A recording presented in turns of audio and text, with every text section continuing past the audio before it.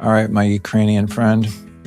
What do you think about the state of masculinity in 2025? Where are we at with the villainization of men? We are a little confused. I think we're finding, I observe, not I think, I observe we are trying to find out what that is for each person. You know, you look online and you see someone in a dress as a man saying that this is masculine, and you see someone that's like in a gym who's like on, copious amounts of anabolic saying this is masculine, and you see someone who's like fixing a truck, this is masculine. I think people are missing kind of the point, but also they don't have mentors to model masculinity off of, and or the discernment to go, we don't have to go all in on one mentor. We were talking about earlier about a topic where there's really good experts in one area, but then they lack it in another area. And then this guy's an expert in one area, but lacks it in all the other areas. So I'm seeing people go all in on one idea, but it's a constantly changing force that looks different in everybody to some degree.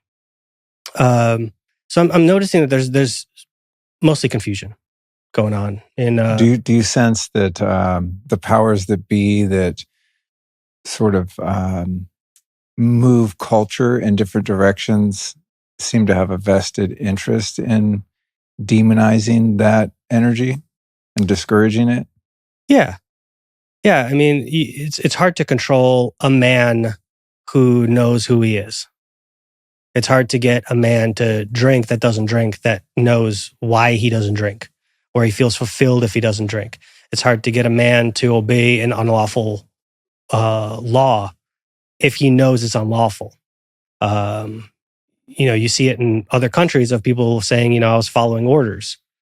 And it's hard to control somebody when they know who they are and they know what's right and wrong, and they know what's lawful and what's unlawful, what's just, what's unjust. And again, it's like we're changing the definitions of names, of words, of things, and we're confusing people and allowing people to name things as they are, but yet the etymology of the word still has its root context and has its root vibration and has its root emphasis of materializing whatever it is, the word that you're using, and changing the working definition, even though the actual definition of why that word was created to materialize something, either connection or disconnection, whatever it was to create, is to go, here's the word, and here's what this word means is going to happen. But when you start changing it, like you see this in law a lot. People use common words in regular language that means something totally different in legalese, and it gets people confused. I am a person, but you don't want to be a person. So, these kind of things. You start looking up the legal definition of person, it'll blow your mind. Yeah. And so these kind of things that I've observed that are getting a lot of people into trouble because there's so much information that they're getting inundated with, health information, news information. I mean, some of the things I talk about with people that are, freaking out, like clients, I was like, when's the last time you thought about, and I name an event that happened 3 months ago, and they're like, I don't know. I go, that was a pretty big thing. What happened with this thing? That happened 2 months ago. When's the last time you thought about that? It's like, so you're getting caught up in what's the latest thing, and you're always nervous, and you're never really reflecting because you're always chasing forward. And, the root of anxiety is always trying to look into the future. And so anxiety is pretty big. And so if you get people anxious, who comes to save the day? Little tiny pills and little orange bottles, and they save the day for you. They calm you down or whatever it is. Or you go to the bar with your friends because you loosen up or whatever, the nameless thing that I'm talking about that people can infer the archetype of what I'm talking about that saves that problem that was created by the people who are selling you the problem. And that's going to get in the way of reflecting. And is this worth paying attention to? And, turn off the news, look at the Amish. They don't know what's going on half the time. And see how your day-to-day life goes and reflect on how your day-to-day life goes. That's what I've been, constantly doing since I met Paul CHEK. It's like focus on you. I'm all right. That's the only thing I can control. Let's do that. That's something I noticed about midway through the pandemic. So when it first started happening, I was pretty glued to social media, and I was really staying abreast as to what was unfolding because it was, it was problematic, to me. Very early in 2020, I was like, I've been reading about this for a long time, and now they're actually doing it. But at a certain point, I think it was in 2021, around the time we moved here, I had a really beautiful spiritual experience here in town. And then I went to Florida to go to a Joe Dispenza retreat. And during the course of about that 2 weeks, I was really turned off by my phone. So I just stopped looking at shit, just left it alone. And it was a great lesson in what you described, because I realized that with the exception of occasionally getting on an airplane or going into certain businesses and having someone yell at me to put a face diaper on, my life objectively did not change whatsoever. I mean, like, you couldn't have proved in a court of law that anything was different unless I went in somewhere and someone said, "Oh, you need to wear a mask," right? And it was so interesting to look at that because I was pretty worked up and living in, a state of anxiety a lot of the time, frankly, because I was like, where's this going, man? We're watching, countries like Canada and Australia that don't have a Second Amendment really becoming very authoritarian. So I had a reason to maybe be concerned or to pay attention to it. But when I stopped paying attention to it, I realized, wow, I'm so much happier. And whether I'm paying attention to it and following the current thing or not, I have no power to change the external experience, right? It was a really powerful lesson in changing the world by just changing myself and disconnecting from it, which only, lasted for a couple of weeks. And I was like, wait, I got to see what's going on, But I was like, wow, that's so interesting. It's the way even alternative media, not just mainstream media, but it's the way that, that sort of engagement trap works, is to keep us all in that limbic system, in that heightened state, because it addicts your eyes, and your eyes mean money, to the algorithm. So it was really cool to see that. I want to circle back really quick. I don't know why I asked you about the masculine thing. You're like a pretty manly man. You're very much like in your body. You do a lot of physical work, and the work you do, which I've done with you, some of the training and, your, I don't know what you call it, manual therapy. Yeah, it's called that. But it's interesting to me to see the villainization of the masculine archetype, and for it to be portrayed in a way that I feel is not accurate, which is like the roid head kind of emotional, violent, abusive, jarhead, gym rat kind of guy, which to me is the antithesis of masculine energy, because the most masculine guys I know are very composed and more stoic, and actually not very reactive and emotional. And some of the, I think, most embodied masculine men I know aren't like even big tough guys or anything. You wouldn't even know it. They're in control of their emotions, right? Mm-hmm. Which I think is one of the greatest attributes that creates that balance between the masculine and feminine. So there's the feminine is like emotional and creative, and is, prone to having random storms. And you have two parties that are both caught in your emotional storms, you're going to have a lot of drama. Yeah. So you have the one kind of anchor space holder, which is not someone who loses their temper and is violent and things like that. To me, that's more an attribute of feminine energy that gets wrongly attributed to what is called in our culture toxic masculinity. I think it's actually toxic femininity that is usually in a male body. Mm-hmm. What do you think about all that? I was talking to my 19-year-old. She's going through some stuff. And she was like, I hate men. And I was like, you hate boys. Because don't confuse the two. And I've repeated it several times because she threw it out there, And again, that's the hill. It's like, that's the hill I stand on. Men don't do what you're describing. Boys do. Boys who lack responsibility for their actions, for their emotions, for their thoughts, because they haven't thought through them, they act childish. And when someone stonewalls you, doesn't tell you the truth, or hurts your feelings for, not truthful reasons, for your own benefit, not for their benefit, for your benefit. Like, hey,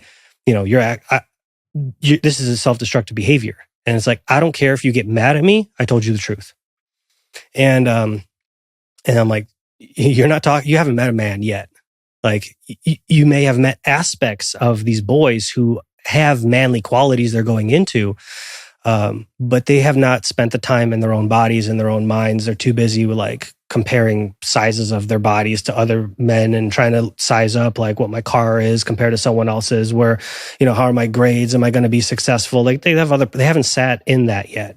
And when you said, controlling your emotions, it's when you're in control, to dig deeper a little bit there, when you only have control when you have some level of understanding or relation to what needs to be in control.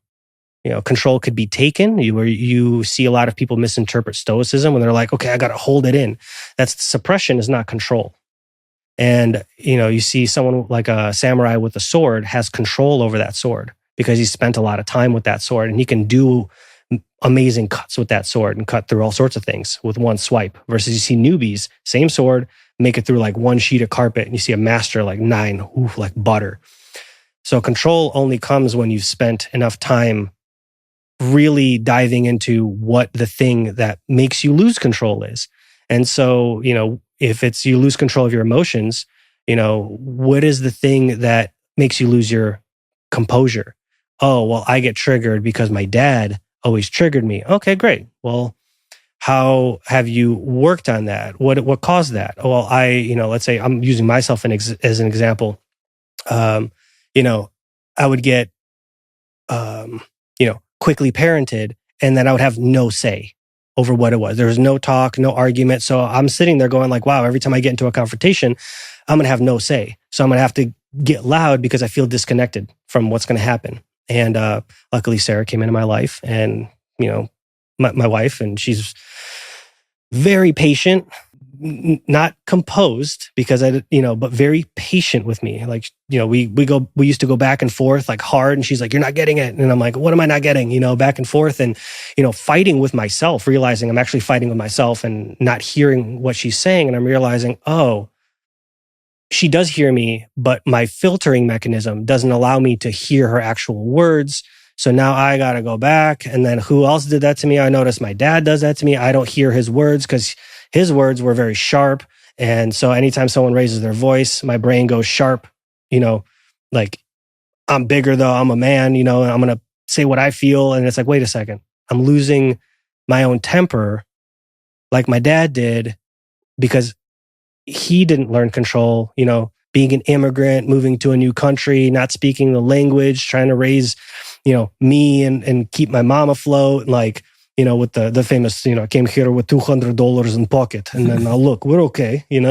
That kind of, mentality. Can you do the whole conversation? I can if you want. It might be nice, And so realizing that I only lost control because I never had a say. And so when I had that situation come up, I realized I do have a say, and I'm okay.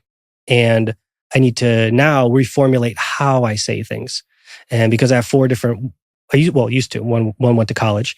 And so now I used to have 4 women, that were like, 5 and 12 and then 16. And now they're like 9, almost 16 and almost 20 and, 40, 45.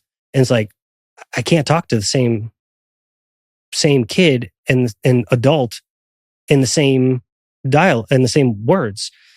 So I'm like, then you hear people like, well, I shouldn't have to change the way I am for other people. And then I reflect on that situation again, reflecting, going like, well, if I didn't change the way I spoke with Sarah to a 3-year-old, my 3-year-old would suffer. She wouldn't thrive. So then I go, well, then that structure of thought falls apart immediately because, well, here's an example where that's not the case. Okay, well, I go back into my mind, and then I actually learned that when I explain things to them, since most people are like 10-year-olds, 12-year-olds in their mind of explaining, when I'm explaining it to them to like a 12-year-old, I noticed even my clients benefited because I learned how to explain things so simply that people go, oh, I totally grasp what you're telling me, and why it's important to drink simple things like water, because that's a big fight in the whole fitness world. Like, my client won't drink water. Well, study why water is important, all the different aspects, and then explain it simply. And then you drink water, and then they drink water. And it's but rolling it all back is the lack of control comes from the lack of actually looking into why you have lost this control in the first place. And it could be any reason why people lose their someone bumps into you, and then you're like, oh, I lose control of my temper. Well, it's like, well, do you train how to physically protect yourself? Because, usually the people that want to fight you can't fight. They want to talk, and they don't fight. And the people who have cauliflower ears at a bar, they're going to be the first ones like, hey, sorry, bud, because they know they will kill you. Basically kind of what you're saying. And it's the same thing with, economic statuses of people. I have some extremely wealthy clients that show up in like flip-flops and a shirt and, and drive, whatever their daily driver, and you never know their net worth. And then meanwhile, you have people who are like trying to so hard to fit in, and it's like kind of obvious. And then you have this like at the even expense of their families. Like, they could have put that into savings. They could have paid off their house. They could have done all these other investment opportunities. They could have bought crypto, whatever it is. But like, no, they bought, a really expensive car, or they bought a really expensive boat that takes a lot of maintenance, or they bought, a really lavish vacation to show off to say they went on vacation, or they bought whatever. You see what I'm kind of pointing at is like, it's a values thing. Like, warriors know what their code of conduct is. Military know who to engage, who to not to engage. What are the rules of engagement? And you can take these codes of conduct and build them into your own psyche, and then you either choose to engage or not. And now we're starting to get into like what a man is, and like what's worth dying on a hill for, what's not worth dying on a hill for. Because like for people who are going to like the Capitol and like protesting for the jabs and things like that, it's like, if that's worth dying on a hill for, and I agree with you and I commend you for doing that. I love that. And at the same time, I'm like, oh, I found ways to avoid it altogether, and that to me, if you know your values, if you know what you stand for, if you know what's worth dying for, if you know what's worth killing for, then that in and of itself is bringing you closer to the masculine, because the masculine was willing to destroy itself. And what I mean by that is anything that isn't who you are as a man, as a person, no, not a person, that's the wrong word, but anyway, who you are as a soul, that you were brought here to learn, and the masculine will rip that out of anybody. And like, you can see a movie and you maybe see an abusive scene where like a female gets abused and it traumatizes you, and you go, I'll never do that. That's one of my values now. Respect women, even though it's a movie, but it could still like, I don't like seeing that. And then you see it in public, and then like, this is worth dying for, standing up for someone. And then you start to build your masculine, and it's not something that you show the world. It's something, like you mentioned, you embody, and then you carry it with you. And then you become composed because you know the rules of engagement. Like someone cutting you in line at a grocery store, it's like, it's not worth my time. Like, maybe they're busy. Someone cut you off in traffic, it's not worth my nerves to yell at someone through my windshield that I'll never see again. It's like, to ruin my day for what? Like, you're safe. I hit the brakes. My reaction time is spot on. And maybe their kid's in the hospital. Like, maybe they're late to work. Maybe they need to pick their kid up from daycare. Like, I don't know what their life is. And it's not worth ruining it. You know what I mean? So these little details, you accumulate all of these daily details, and your life becomes more peaceful. And then you have more time to think about the things that you really care about, And it's like, you see like girl dads, getting their nails done, getting their hair done, they're tatted up, they're swole, It's like, that's masculine. To know that you could play a part for what your little girl is going to grow up and go, and is going to model what their husband or their partner is going to look like. Like, oh, that's a man. Someone who's willing to paint nails with me because I want someone to put skincare on, or I'm going to pop their pimples, or I'm going to braid their hair. Like whatever that is showing up without having to say a word. And being silent carries way more weight than being vocal. Beautiful. I'm going to get a little personal here, you guys. Are you feeling bloated, gassy, sluggish, and constantly hungry? The real problem might not be what you're eating. It could be what's missing. Check it out. Most modern diets are loaded with sugar and processed crap, but they've stripped out the essential bitter compounds that our bodies need for proper digestion. So now a lot of people are turning to synthetic GLP-1 drugs like Ozempic to control appetite and blood sugar. So it's sort of like Big Food took the bitters out of our diet and replaced them with sugar, and now Big Pharma wants to sell us drugs to fix the problem. But why take a drug with possible side effects when nature, of course, already has the answer? Digestive bitters are a remedy that stood the test of time, and the most comprehensive formula out there comes from Just Thrive. Their digestive bitters harness 12 time-tested herbs, each with unique digestive benefits, and they work with our body to promote bile flow, support smooth digestion, and enhance nutrient absorption. If I pop 2 capsules of these bitters with my biggest meal, I walk away feeling energized and satisfied, which is how you're supposed to feel after you eat. And it also works wonders for proper elimination too. So hop over to justthrivehealth.com and use the code Luke20 to save yourself 20%. Because it turns out the real solution wasn't in a lab, it was in nature all along. Again, that's justthrivehealth.com, and the code is Luke20. I think, you touched on the element of self-awareness. And I know throughout my life, when I was unaware of the dark aspects of my personality and the shadowy, the dangerous parts, I was much more dangerous and more harmful in general. You know what I mean? Mm-hmm. And as I've become more aware of those, those tendencies, they're self-modulating because of that, right? There's kind of a witness perspective that's been developed over the years. And it's like, man, I know what I'm capable of.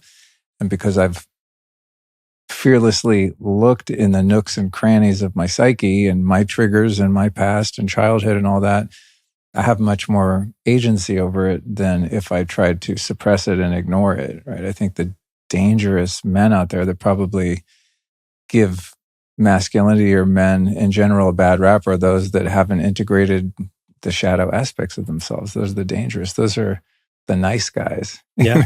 I love the distinction between like a nice guy and a good man. They sound similar, but if you really, dig into that idea, there's a huge difference. Huge difference. Nice guy is someone who's like holding the spring down, but at any moment could be not nice, Mm-hmm. Whereas like a good man has what you're talking about, that sense of character and morality and ethics, not because of other people requiring it, but because it's required of yourself. Mm-hmm. In order for you to have peace of mind and be able to exist in your skin, Yeah. I'm always looking at people who are overly like smiley, and I'm like, oh, let your pain out. It's all right. Like, it's okay to be neutral and not reactive and not show everyone how happy you are. Like, because it's a feeling. You walk up to someone and you say hi, and then they're like, oh, hey, it's been so long. I haven't seen you in a while, and then versus someone who's trying to like prove to you that they're happy. And, but it's the shadow. They're unaware. But to people who are aware and that have been there and looked in those nooks and crannies, you can immediately tell when someone is, faking it, not, maybe it's to impress you, but mostly to hide their own pain. And people that have looked at their own pain long enough, you can recognize it anywhere. And you're like, oh, I know that pain. That person's hiding something about themselves. And, even the law of polarity, like even like the good vibes, it's like law of polarity basically says that if you, look into the light, you attract dark. But if you look into the dark, light gets attracted. You have to attract light. So the more you work in the dark, the more light you bring with you. And so when you reject that, I hear a lot of stories from women about guys, oh, well, we didn't vibe. And like, what does that mean? Did you guys like talk about what you wanted to do with this relationship. Like, no, it was really fun. And then it became like, whether it's like not texting or like, what does it have to do with, that person? That's a person. That's someone's daughter. That's someone's son, and you discarded them like gross, like garbage bag.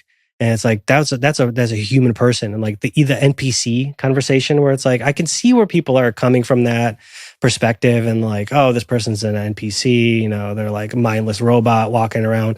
But like someone gave birth to that person, and that's someone's, you don't know what they're carrying. And like, that may be not right for you, and then you see people who are like perfect for each other. But I see people in the good vibes community rejecting any sort of hard work that relationships take, and then constantly reaffirming themselves by attracting the same things. And spirit's like, dude, don't you get it? You have to work through this thing. And it's like the more good vibes they attract, the more shadow they attract. So that way good vibes can magnetize to that. And when you ignore the bad, you don't get more good. You get a confusion. Because like you want this thing that's on the, let's say, the right, but you ignore the left, and you get an unbalanced equation, and then it topples over and slides into the other side, and then you get muddy, metaphorically speaking. And it is interesting to see people go through this over and over and over again. And I'm a big believer in autonomy. I let my kids fail at things before I tell them what might happen.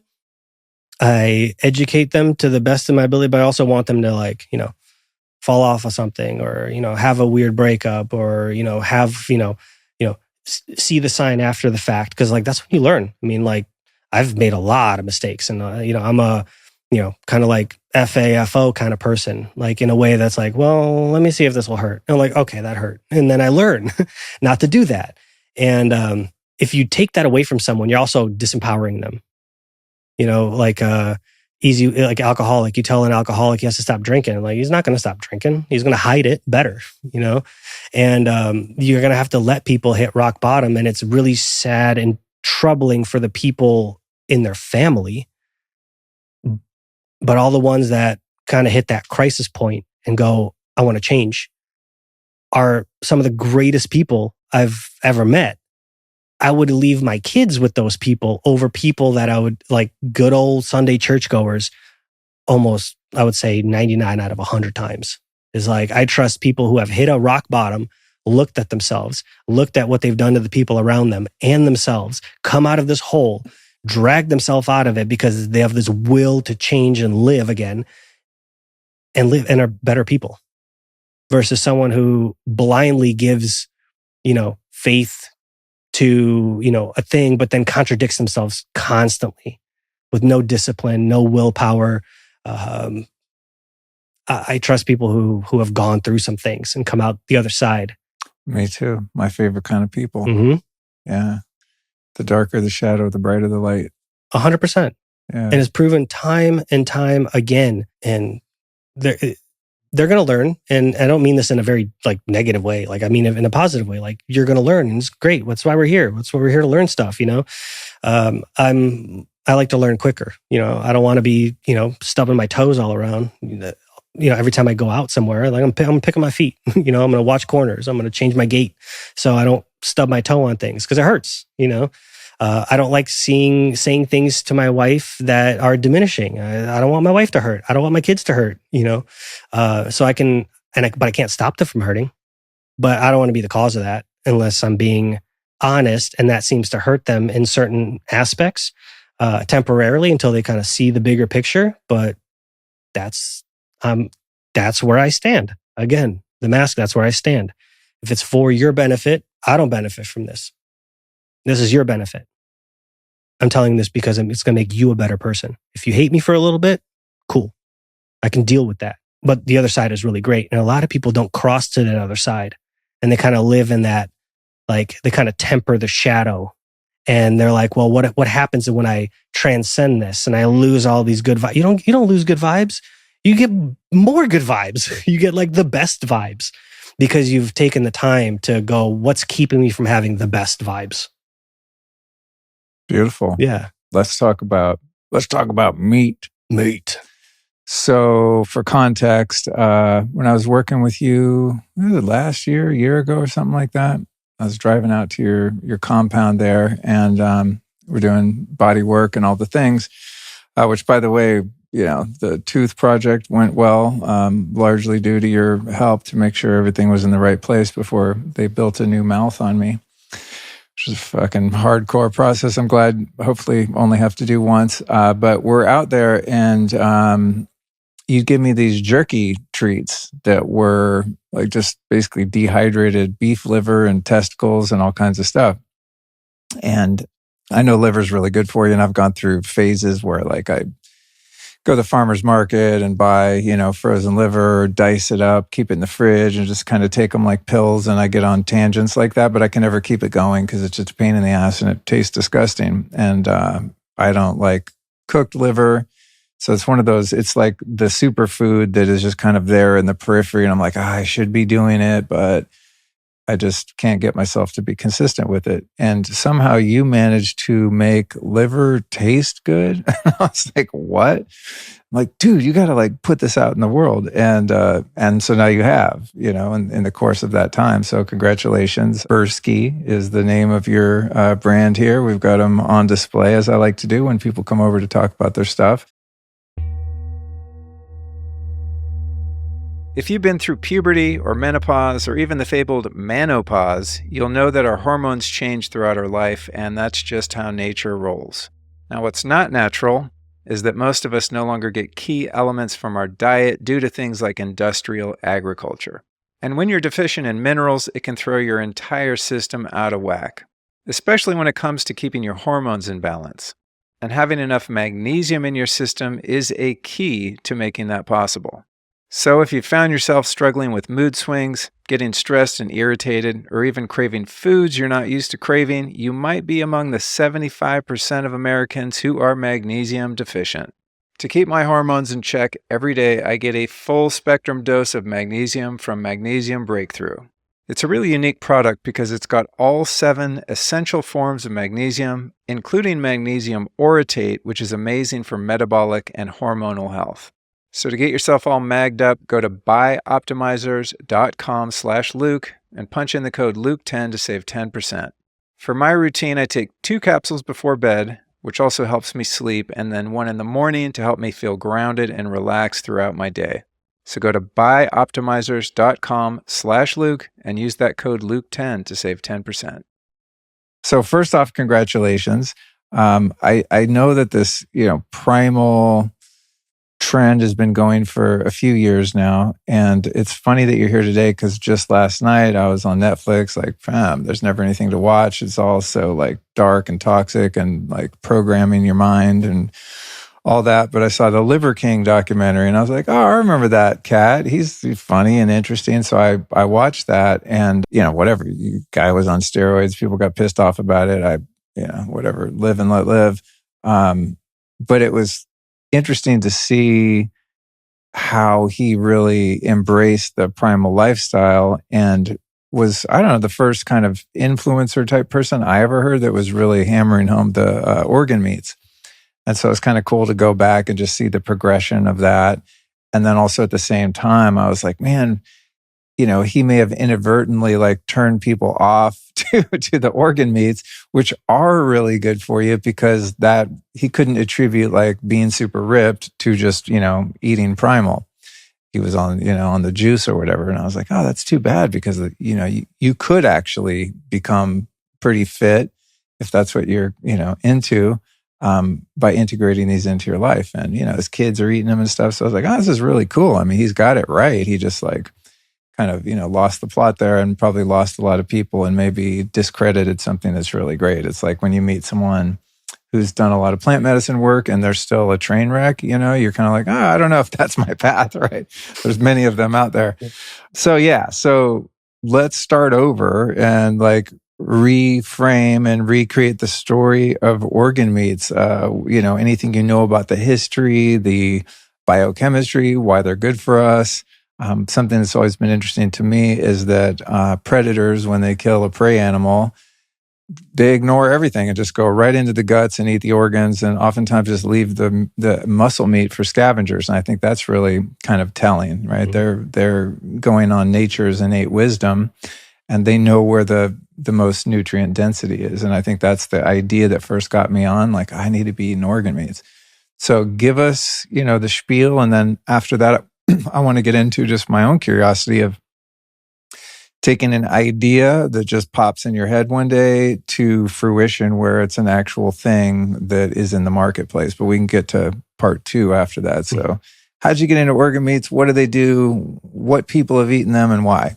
So through the CHEK Institute, you learn about nutrition and you do all these things. And then I wanted to eat organs for a while. And then my friend Mike Bledsoe comes over, teaches me how to eat raw liver, serves up some raw liver. We try it. I'm like, okay, it's not that bad, And that's kind of, how my whole thing got started. Then one day he brought over a testicle, and then I ran some fun studies on myself. And I'll piggyback kind of back and forth between, the Liver King and myself. And I've always been terrified of taking steroids, because the harmful side effects, ED, and my balls are going to shrink, and, you get acne and then rage issues. And I'm like, back then I was like, I got plenty of those, not rage, but like I'm angry person. So I got to lift and get all this anger out, which later I had to restructure the way I exercise and the way my relationship is with exercise. And so he brought over some testicles, and, I've been hearing like, okay, well, Paul Chek's always said, whatever organs you eat are going to go to that organ. And the Liver King got a bad rap for that because he said they put some kind of like radioactive dye in things, but it was actually Pottinger that did a study on his cats, and he put dye into like a liver, and he fed it to his cats, and he found the dye ended up mostly in the liver. And then he fed some heart, and then it would end up in the heart. And so he's like, oh, interesting. Like, weird little coincidence that like when they eat liver, it goes to the liver. And when it goes to, the heart, it goes to the heart. And even though people kind of got lost on the message because they were focused on being deceived with the Liver King, I personally have always said that, like, what a testament when you talk to a bodybuilder and you take 2,000 units of growth hormone, they're like, it's a lot. Then you double that to 4,000 units of growth hormone. You're like pro bodybuilders will tell you that's a lot of sauce, right? And he was taking 12,000 a month. Like, it's a lot. So to be able to handle that, my original thought was it must be so good that it could heal your body that much better. It can give your body the nutrition it needs to recover the organs that are damaged the most, which is your liver.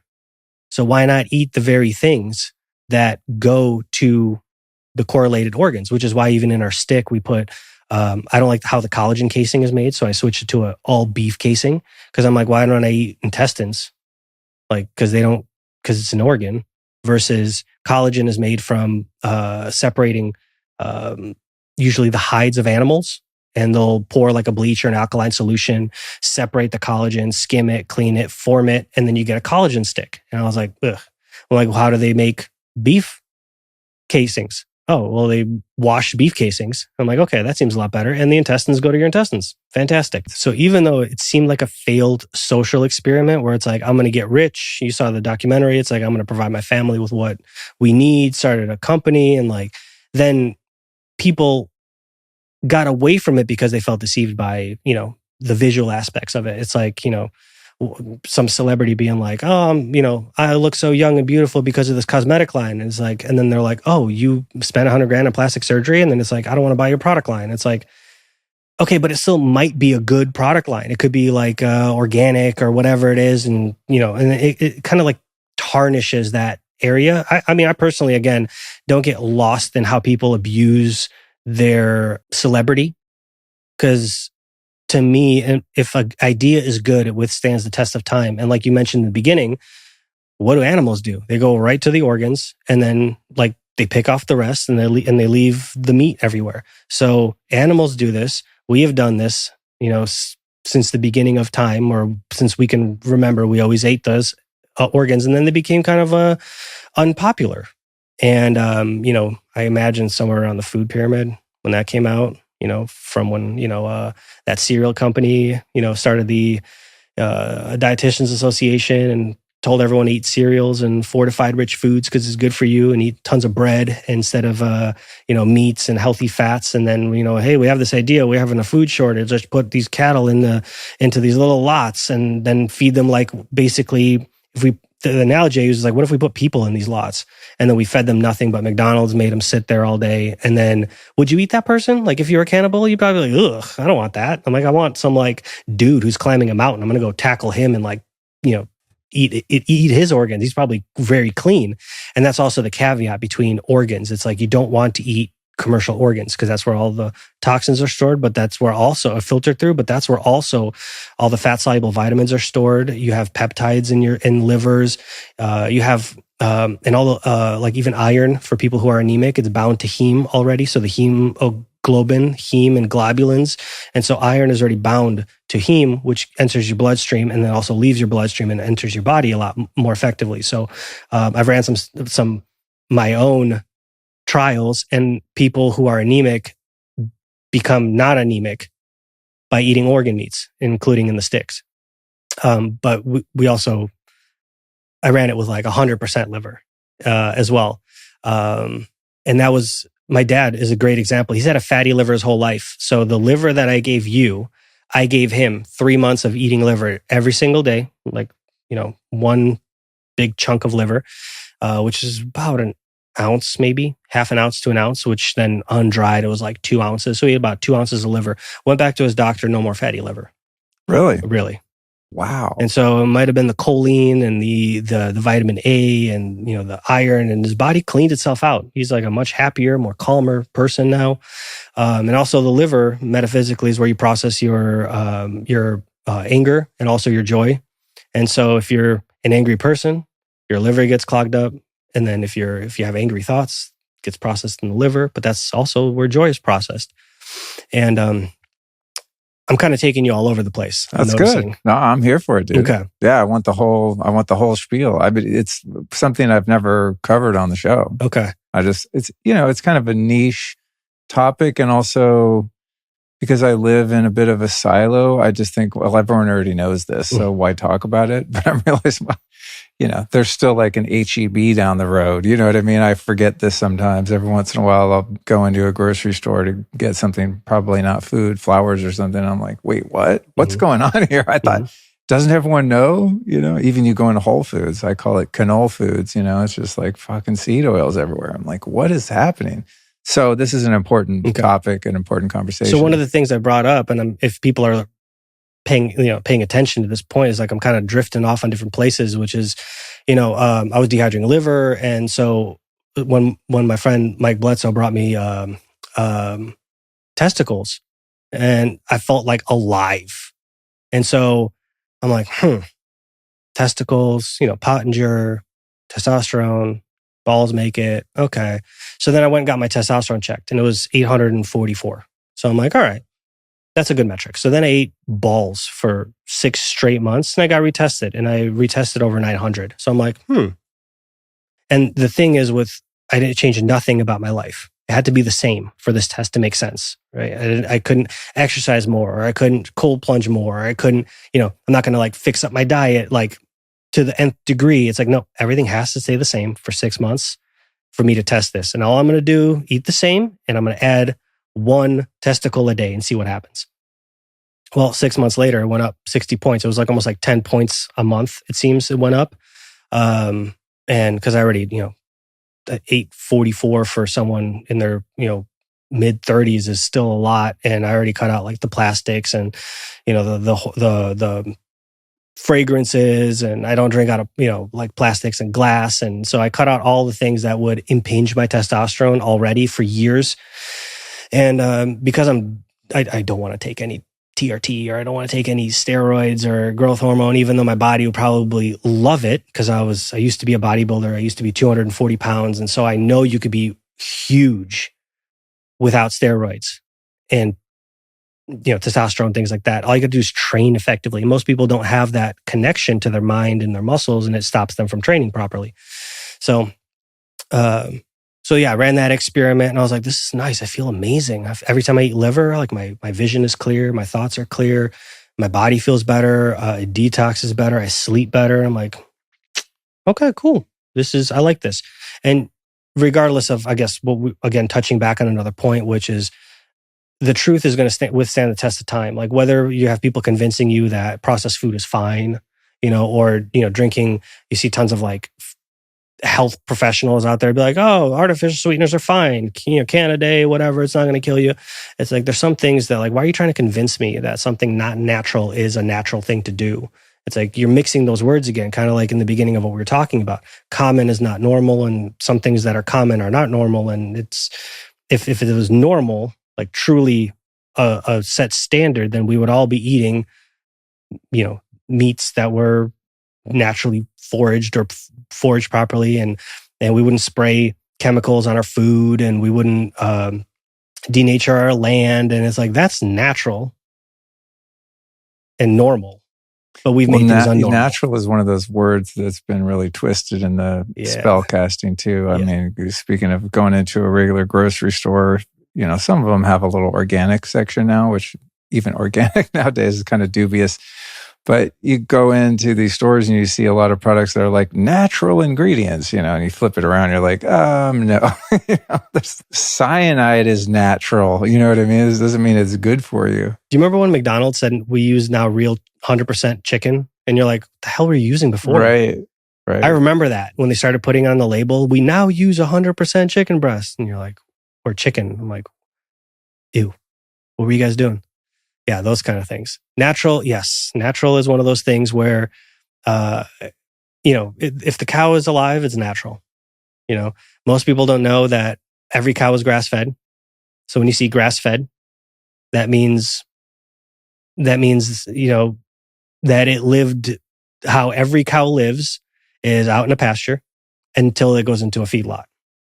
So every cow is grass-fed for over half of its life. If you see grass-fed, grass-finished, that means you could have given that cow pellets of grass in a feedlot. So you can still feedlot a grass-fed, grass-finished cow. Oh yeah. Whether you dump fresh grass or pelletized grass, it's all the same thing.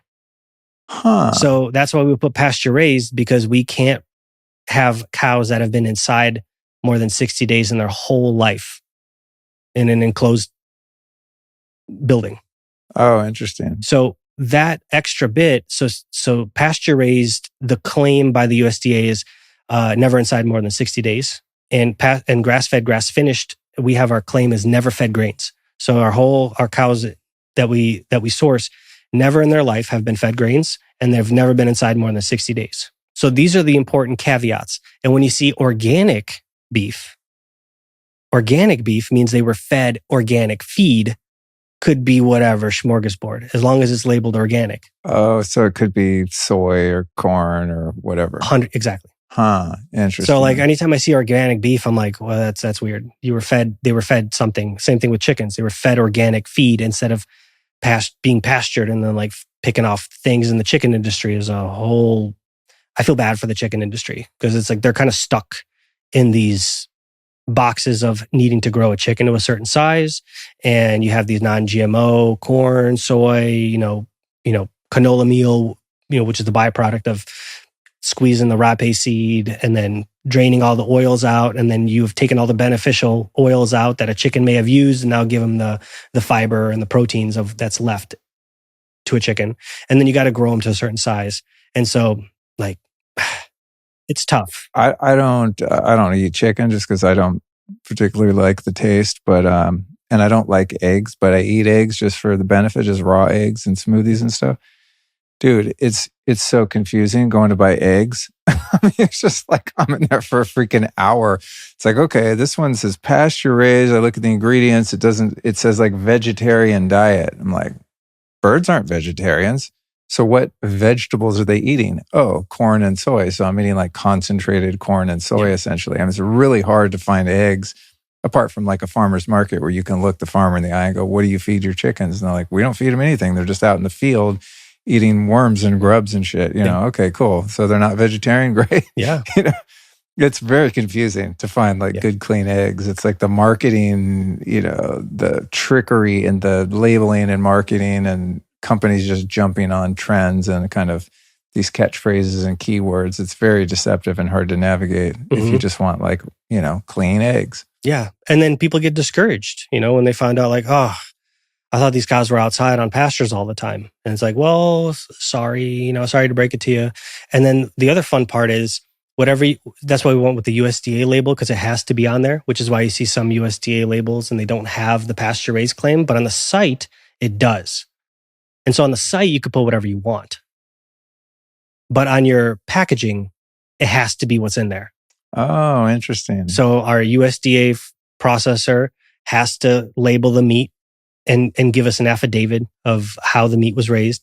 The manufacturer has to follow our recipe and what's on the ingredient label. He can't add or subtract anything, or else if he gets audited, and let's say we find out, we're not liable. That's them. That's liable. And then why would they want to be liable for? They're like following a recipe. And then same thing with us.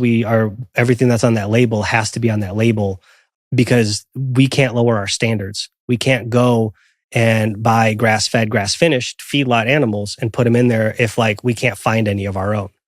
And so I had to make sure I had enough sources, and as we scale, to be able to maintain that, I guess, that quality. And the other thing is like, I don't argue with my farmers, which is why they're a little bit more expensive. So they tell me what the price of meat is, and I pay for it. And because if they don't survive, then none of us will. Yeah. Well, I remember in the beginning when you were starting to think about this as a viable commercial opportunity, I was asking you about the scalability, right? Like you got a little batch of good, clean, regenerative or pasture raised liver. I'm like, how many farmers are out there that are doing it that way? And I think you said something like, with the organs, it's not as difficult as you might think, because the public demand for organ meats is so low that the farmers are kind of like, well, what are we going to do with this? Versus, your like ribeye steaks and things like that are kind of, more coveted by the public. Have you found that to be true, that the ranchers are like stoked to have a market for the organ meats that they might not have as much demand for? Some ranchers have an out, but they sell them for really, really low-balled prices to like restaurants and things like that. And, like there's some organs that they would sell that they basically take out. They don't have to trim them, like the restaurant will do it, or shuck the heart or whatever, the sweetbreads. And it's like, for the amount of sweetbreads that they could sell, they have to like sell it for, or they can't sell it for. It's almost like not worth it. So then they collect it and then pass it on. And it's scalable to a degree. And what I've noticed is a lot of farmers, when I talk to them, they go, I would love to switch my practices, but who would buy my meat? I need someone to be able to buy these cows when I'm processing them. And if I can't, then my whole farm goes under. And I'm like, okay, hang tight. And most farmers want to do what's right for their animals because they care about their animals. They're proud of their animals. If a farmer is, grain feeding their cows, he is so proud of his meat, and he knows his market, and he knows the people that like it. And again, do with what you want with your body. Like, this is me entering the market, showing a new way. And I imagine once farmers see it happening, they would be able to adopt, knowing that their meat has somewhere to go and they could make money off of it. Because the cows, ultimately they grow like twice the size when they're grain fed. And so twice the size, twice the meat. You can lower the price a little bit, get subsidized for food for corn and soy, and give it out fairly cheap. And then you have a business, because you have all these grocery stores that will buy all the natural cows or the grass-fed cows all day. And so it will be adopted the more we give farmers a chance to see that this model works, to like, hey, you don't have to buy feed for them anymore. Like, to let them live outside, and we'll pay a little bit more for them. It's fine. And once again, once we get that swinging, then I imagine more people will adopt that, because it is very troubling to know some of these farmers' finances, that like one bad rotation of cows can like cripple their family business. And we both have an idea of who's going to come in and swoop up that land, so they got to do it until, they got to do what a man has to do, and is provide for their family and provide and honor their heritage and their cowboys, and, be a farmer, and they're doing within their knowingness what needs to be done, and that's, through Paul CHEK, I learned plenty of things, kind of recapping back to, you wanted to know the benefits of it. I think the biggest thing was actually doing it, because like I have a textural issue, and like I didn't like eating testicles raw and liver raw, and it was like I didn't like the way it tasted, and I never crossed my mind to freeze it and then capsule it. I was like, oh, this is what it is. But you can't argue the results of what happens when you eat liver every day, and like I eat it every day. And like raw liver, and like if I have it, I'm eating it raw when it's fresh. And I eat so much freaking liver, to taste samples and batches. And, is this one good? Okay, great. This one's a little too hard. Okay, let's try this one. And I'm like, and then you have the whole like vitamin A toxicity thing. You can Google like how much vitamin A will give you toxicity. And it's like, they'll say like 30 to 50,000 units of vitamin A. Something like that. I'm pretty sure that's accurate. But then if you Google how much bear liver it takes before you get sick, how much vitamin A bear liver you need, it's like 330,000 units. And that's like eating like almost a whole cow liver. Like, good luck eating a 20-pound liver in one sitting to get that much toxicity. But bear liver is like a no-no. It's like too much vitamin A. Same thing with polar bear. Polar bear is like, I think, 1 million units of vitamin A in like in the liver. So like you eat a bite of it, and you're probably going to die. So there's all this idea around this. I think misinformation is like maybe tossed out too much, but I don't have a better word for it right now. About scaring people away from real food. Oh, it's not sterile, it has bacteria. It's like, yeah, so does your gut. Like, what are you doing with your probiotic pills? You're putting bacteria into your gut. Why do you eat sauerkraut? To put bacteria into your gut. Kombucha, kimchi, like these are fermented foods. What are they? They're bacteria. You want to know another fun one that the USDA allows? So I think the USDA. Yeah, give me any whistleblowing inside scoop that you This have. isn't even whistleblowing. This is on their site. They allow you to dip chicken in chlorine for, I can't remember, it's like up to 7 seconds. But if you dip under, you don't have to put it on the label. Oh, wow. So, but once you put air chilled, which means it was chilled out in open air, which chicken has to. I don't know the chemical process that occurs when air interacts with chicken. But if it's not labeled air chilled, it was probably chlorine dipped under a certain amount. But if you dip it over 7 or so seconds, you have to put it on the label. Oh man, that's nasty. Yeah. So there's these little things like, then you start adding to your label, like, oh, it's vegetarian fed and air chilled. And you're like, okay, great. It's air chilled, but it's fed corn and soy. Got it.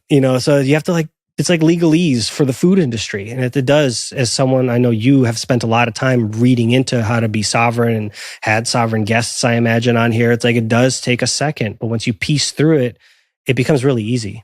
And even going local isn't always the best option. Like people in Montana are like, they're crushing the farming game. People in like East Texas, they're crushing this whole grass-fed, finished, pasture-raised thing. Like there are local farmers that are, there's a farmer's market in Buda that has that. I'm like, what do you feed your cows? They're like, nothing. They roam outside and they're fantastic. Longhorns. I wish I could remember their name so I can shout them out. But they're at the Buta's farmer's market, and they were. And they're like, oh yeah, this is Betsy. And they have Betsy in a cooler, and then I'm like, well, do you go give birth? They're like, oh, they're easy. You walk outside, there's a calf there one day. And then now that cow grows up, and then nope, they're in our land like an hour and a half west. And we go over there, and, when it's time. And we say, goodbye to Betsy and process her and thank you and cherish her. And it's like, that's local, but then you can go to another guy who's like, oh yeah, this is, grain fed. And so it's not always going to be the best quality, you still have to ask the questions to make sure. And again, stay cool. Don't offend the farmer, because that's like their livelihood and that's their way of life. Don't be that guy. Don't be that guy.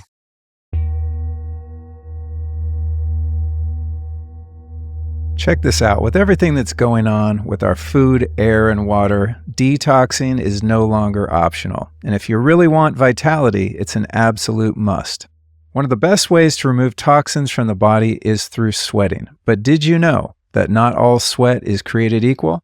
When you hop into an infrared sauna, the light is absorbed deeply by the body, causing your cells to vibrate. And that raises core temperature and enhances natural metabolic processes, pulling out nasty toxins like aluminum, cadmium, and even mercury. The sauna I use on the reg is my Amplify full spectrum sauna from Sunlighten. Sunlighten's patented and science-backed technology provides the most effective, high-quality, near, mid, and far infrared available. They actually have 4 different sauna collections, each of which features different combinations of light and varying aesthetics to fit both your needs and your decor. And with any Sunlighten sauna, you can rest assured that you're going to sweat fast, sweat deep, and support your detox. And by the way, you can learn what makes Sunlighten my top pick on the Lifestylist podcast, episode 477, so make sure to check that out if you want the deep dive.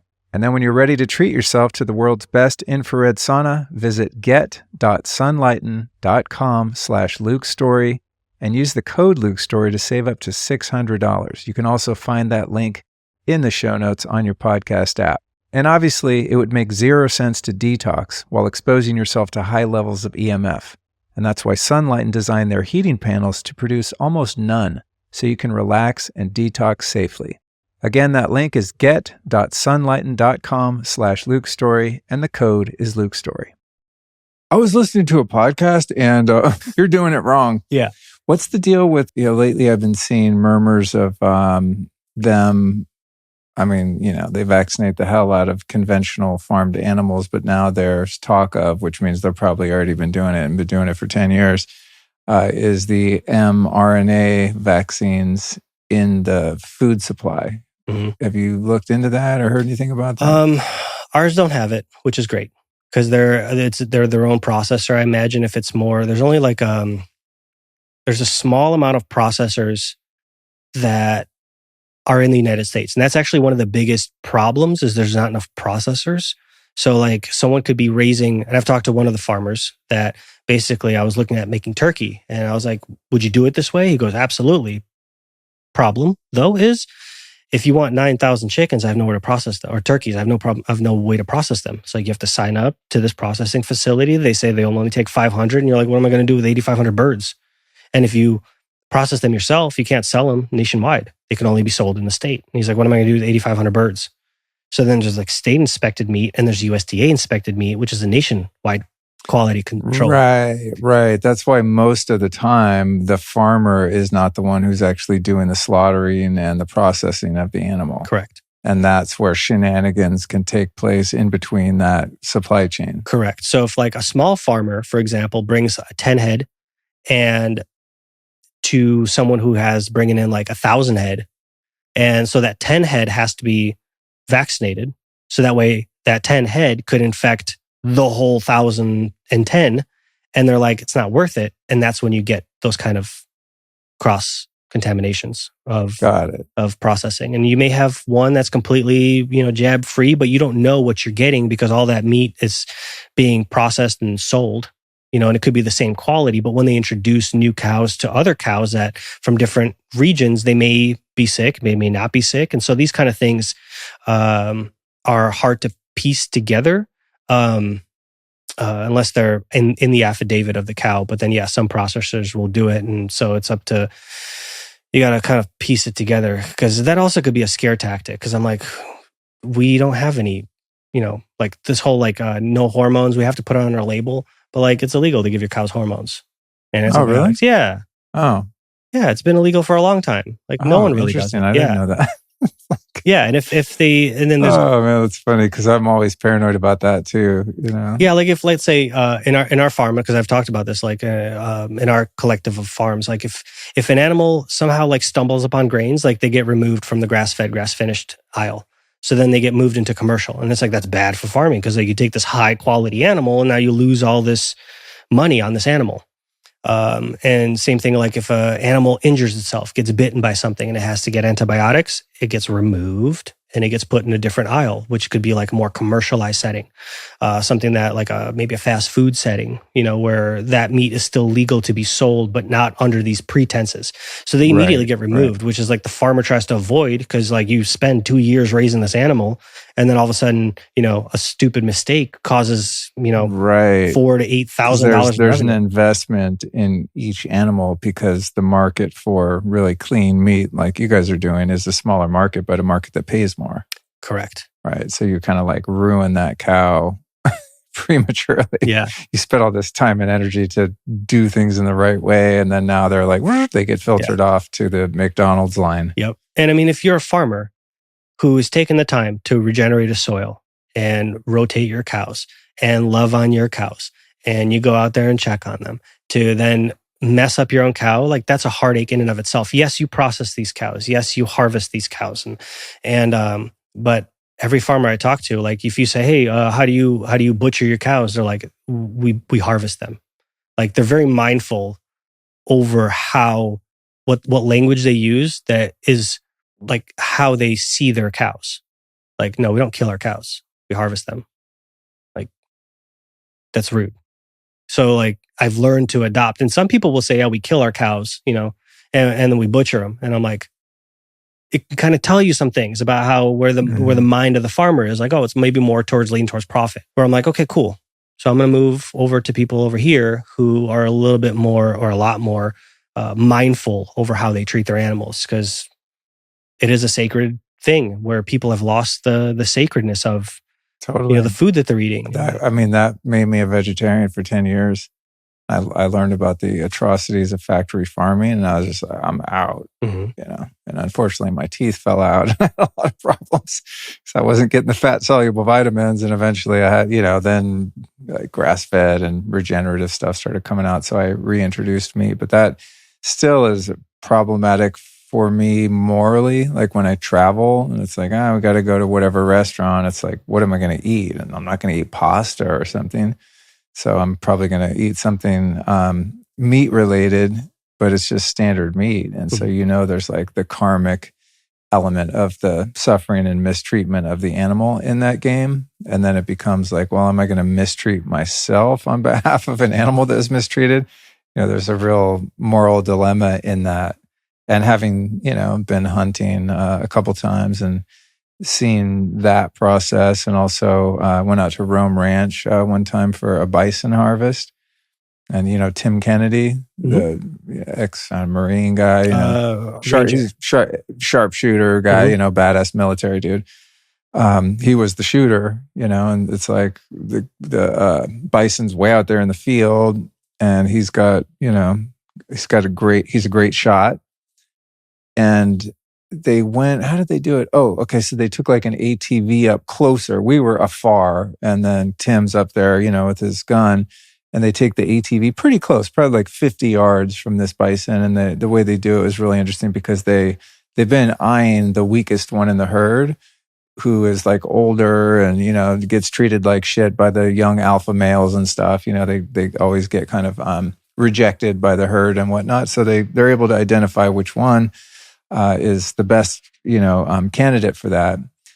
And then, it gets in his sights, you hear a crack, and this big animal goes down. And when we went out there to see the bison, Tim, people are like, whoa, because you're kind of shook, it's like, if you're not used to that sort of thing, it's fucking heavy to watch, especially a really big, powerful animal die. And he explained to us that, the shot was like right through the forehead. And he said, by the time you guys heard the round, it was already brain dead. Like that's how fast. I mean, he's, shooting a 308 or whatever it is. It's like 4,000 feet a second or some shit. You know what I mean? Mm-hmm. And so it's like, we hear boom, it's already over, And so it's like the suffering that animal experienced was literally zero. And if you think about how animals die in the wild, through predation, et cetera, they have a lot more suffering throughout their life. So, I've seen there is a way to raise livestock that is actually that involves less suffering than the natural world where they're being torn apart by wolves and cougars and shit. You know what I mean? Yeah. And just tormented, or they get injured and then they're just wandering around for 6 months with a broken leg until they die. And, the scavengers come and eat them or whatever. So there is, I think, a way to, infuse your body with animal products that involves little to no cruelty, but the confusion in between and the lack of like immediate contact and knowledge of how that's actually going down, as you describe these different processes with the supply chain. I mean, you have to be very discerning and really on top of it to know you're hopefully not involved in that kind of unnecessary suffering and cruelty, which, I don't think any sane, rational, normal person wants to participate in any animal, suffering when it's not necessary to do it that way. One of the interesting things is that people get a misconception over like lions is they're like, oh, they kill whatever, but they actually don't. Exactly the process you described is they thin the herd. Who's the weakest? Even they eat the babies that can't keep up. And it's like, you don't need to breed. So we're going to take you out. And if you can't escape us, then good. And you see the mothers kind of like, and then like rejoin the herd. They mourn in their own way. And, but yeah, they're not like frivolously killing alphas of herds. It's like, no, that's the complete opposite. Is they kill the elderly, the sicker, the weaker, and people who can't keep up. And that naturally won't thrive, because if they kill the alphas, then they're killing their own food source, basically. And that's kind of right. That's interesting. That's interesting. So in nature's wisdom, the predators are actually ensuring a more a more effective evolution for that species of prey, and specifically of that herd or little pod of them. Right. It's like they're actually, in a way, as brutal as it is, by killing the elderly and the young and the injured and so on, they're actually helping the kind of the fortitude of that particular herd. That's interesting. I never thought about that. I think humans are the only species that has the luxury of dying in our own bed. Right. Everything else gets torn apart in nature. Yeah. Yeah. We've evolved past that, which is pretty cool. My friend Daniel Vitalis used to be big in like the raw food and vegan movement and stuff, and went out of that, and now he's like a full hunter-gatherer. He's got a really great show. Shout out to Daniel. It's called Wild Fed, and it's just all about, foraging wild foods and hunting and fishing and stuff. And we were talking about our past as, vegetarians, and just how we were trying to reconcile that morally. And he's the one that really turned me on to the fact that, prey animals in the wild just live brutal lives. I mean, they're just like tortured 24/7. It's just that's why their eyes where they are and the way their ears work. I mean, they've evolved to be under constant threat of predation. And when they do get killed, it's brutal. It's not, a 308 round to the head and instant harmonious death. They're getting ripped apart while they're still alive, It takes a lot to kill a wild animal. Yeah. It takes a lot. Like you see it like guts spilling out, and they're like walking around eating, they're getting, you'll see hunters like post pictures and like, oh, there's a buck with like an arrow that broke 3 ribs. It like went through, calcified over the rib, and thing still lived on for that long to calcify over the arrow. It's like they do live really intense lives and constant, fight or flight, and checking their backs 24/7. And it's like, yeah, it's quite interesting. Something I did wanted to share that I learned from Paul that has helped a lot of people, and I want to bring it up again, which is, when you go out to a restaurant and that you're about to eat something that has been potentially, treated poorly, commercialized, this, I tend to hesitate to tell certain people this without context, because it's like, it's like the enzyme whole thing. It's like, oh yeah, take these enzymes and it'll help you with your gluten intolerance. And then they're like, great, I can eat gluten now. And you're like, no, don't. I'm like, great, I can buy cheap meat and pray over it. Like, yes, but like your dollar funds that industry. And it's like, if you vote with your ballot, it has less impact than when you vote with your dollar. Whatever you put your money into is going to grow. So if you're putting money into better quality meat and better farming practices, that industry has more to expand. It's also going to make things more affordable. Exactly. You know, this thing, a lot of people aren't in a position to buy expensive supplements and biohacking technologies and shit like that. I'm just like, well, you need more wealthy people to buy all that shit to create the demand, so that it becomes scalable and the manufacturing of said things become cheaper. And then all of a sudden it's like, that's what everyone can afford. It just becomes standardized. You know, I mean, years ago, like organic food was exponentially more expensive than, you know, poisonous food. And, you know, now it's a little more, but not as much as it used to be. You know, the scales have kind of balanced a bit now, you know, in those ways. And it's just because more people are aware and the demand goes up, you know? So one of the things that you do is, depending on how, you know, involved you want to get, especially at a restaurant, is you put your hands over the food and you relax and you feel like the warmth, and it's different than like heat warmth. You know, you kind of feel, let your body kind of relax into it, and you're going to feel maybe some tingling over your hands. And that's the vibration off of your food. Like if you try to do that over some processed food, you're not going to feel anything. You're going to feel dead. It's going to feel dead. And I've done some experiments where I take a bowl, have people close their eyes, and I go, okay, I wave their hand over some like dead pasta, and I don't feel anything. And I put it over like a watermelon, and they're like, oh, I feel some tingles. And I go, take off the blindfold. And then because I set this up with them blindfold, they don't know what they have in front of them. And they're like, I'm like, that's live, that's dead. Now you know how to tell the difference. And so you put your hands over it and you relax your shoulders, relax your neck, and you feel for the tingles, where you feel the vibration of the food coming in. And people pray over their food all the time. And so you pray to the animal and you say something along the lines of whatever's honest for you. Like, hey, I feel a lot of sorrow for what you went through. Know that your body is going to be used for good. And I will make sure that, I am in this restaurant and participating and, whatever it is, but I want to make sure that you know that your body is going to be used for something beneficial in this world. And so that way other cows or other species are going to be treated more fairly. And like, this is the circumstance I'm in. And the body will be received. The food will be received a lot better. And you're going to notice you're going to have less bloating, less indigestion, burping, things like that, because you're harmonizing it with your intention. And again, not a call to do that with all food, but even let's say someone who is at a lower economic status that, let's say, truly can't afford really high quality food, that can still be practiced. Knowing that I'm doing my best, you're acknowledging the animal that gave its life because it's still alive. You could feel life. Feel when you eat, you have enzymatic activity. That's why you eat. It's like, you eat for the enzymes in the live food, which is why you need to take enzymes when you eat something that's dead. Because when you eat something that's alive, including like liver and heart and kidneys and if you can get a hold of pancreas, spleen, I have not figured out how to eat. Spleen is, someone can teach me how to eat spleen. Holy smokes. Shout out to all the people that dust all that stuff. Because that's... Dude, have you ever, side tangent, I love this concept. Side tangent, let's go. I'm sure you have, but when I was out at Rome Ranch and they harvested that bison, I mean, they just opened it up, pull out the heart, pull out the liver, and they start serving it to us. And one of the ways they served, I think it was liver, was they would take some bile and like cover it in bile.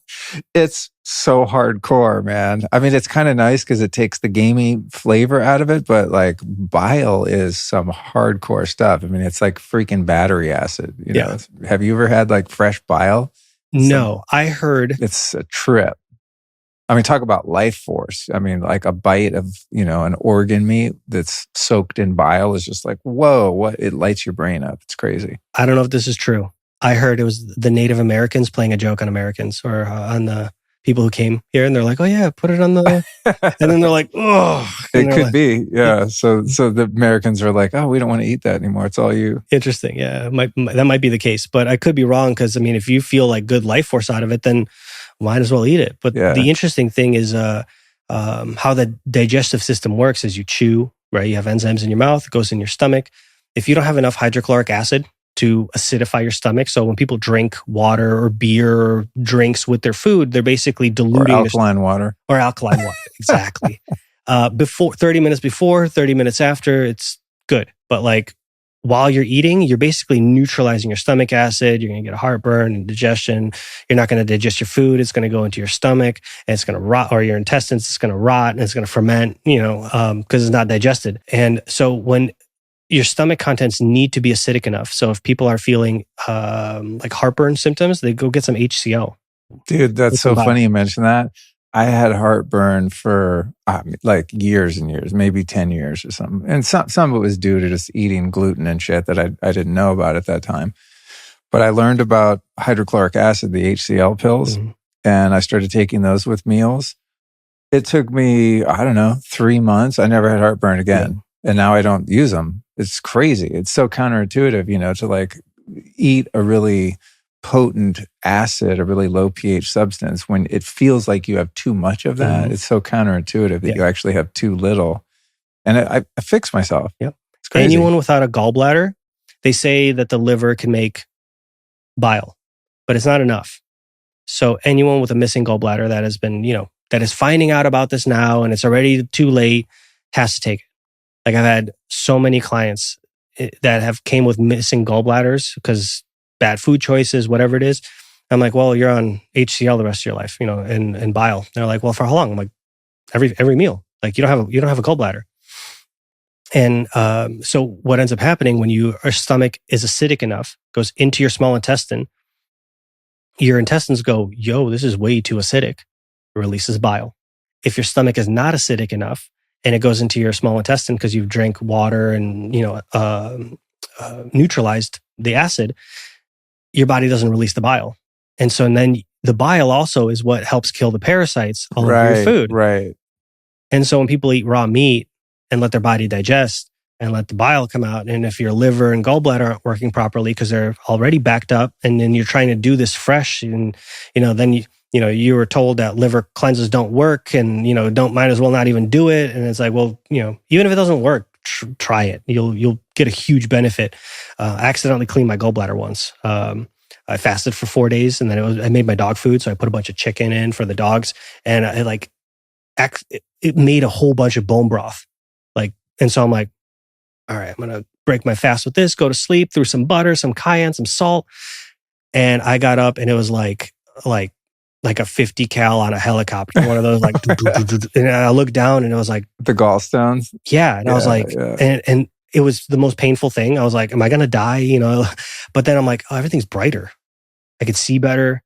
Like, what the hell have I been doing? And I looked down, and I was like, why is the toilet green? And then I kind of pieced it together. And it's important when you're switching a lifestyle from like unhealthy to healthy, to letting your body adjust to the new. Because as you're putting new things in your body, people don't notice that their body's cleaning out the old. It takes time. It's like you can hire a cleaning crew to come in and make your house look spotless, but like with your body, it takes some time. Your intestines have to clean up and open up. And when your intestines open up, you have all the bacteria that are trapped in there, and you're going to feel worse. And don't let that confuse you. If you're doing the right things, don't let it confuse you as like you're going backwards. Nope, you're moving forwards. Detox is not fun. And give it time. Your poop will get worse, then it gets better. And then you do the next thing and it gets worse, and then it gets better. And then you look at things that are objectively true, like your skin gets better. You notice that your energy levels, your thought process, your emotions get more steady. And it does take a lot of time for that to occur.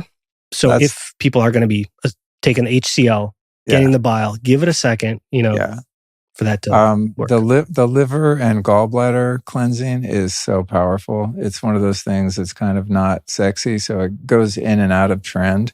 But I know it's real because it was probably at least 25 years ago I did my first couple, and I had that experience of all the green pebbles coming out, It's like, what the hell?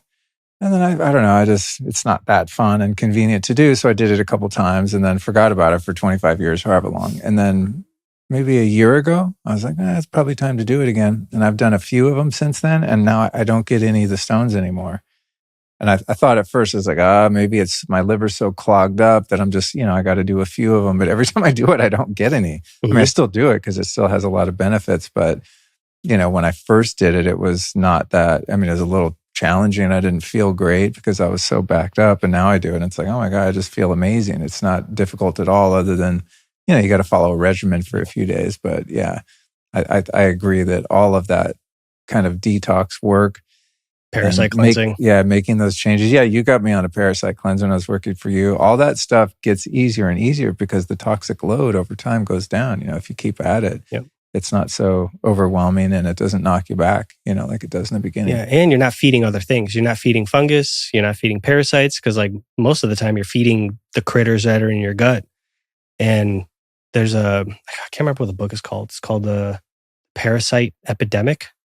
It's like a small book. But most people have hookworms. Most people have roundworms. You have pets. You got to cleanse yourself. Like you're gonna pick it up walking out outside, and the more unhealthy you get, because parasites are there to decompose dead matter, and so the more inflamed people get, the hotter they get. And insects see in infrared. So if you light up on an infrared all hot, extra hot, they're like, oh, cool, decomposing matter. I'm gonna go eat the skin. I'm gonna go eat the gut. But if you're, like if you walk by a berry bush and you don't see red berries, you might walk right by this bush and you're like, oh, okay, there's nothing on here. But if you're hungry and you walk by and you're like, ooh, red berries, you're like, these look familiar. These look like raspberries, and you're going to start eating them. Or they're blackberries, whatever they are. You're like, oh, I recognize that shape, that size, that color. I'm going to eat this. But if it's not present, you're going to walk right by it. And like real blackberries kind of look like poison ivy. So it's kind of, you can easily walk by this plant. And so that needs to be also done. And there's plenty of cleanses, and it's not like a 3-day juice fast. It's like, no, there's like some herbs you got to take, and you clean your colon out, and you gotta remove food out of your system. And it's actually better because you're saving tons of money on food, because you're like literally your budget is like, fasting is cheap. Yeah, fasting is so cheap, and it works. And you hit that 4th day and your body starts using up what it has lacked the energy to clean up. Like it'll tighten up skin and it'll eat up dead tissue, and your body will use that as fuel and kind of burn it all up. And you create autophagy in your system. It's fantastic.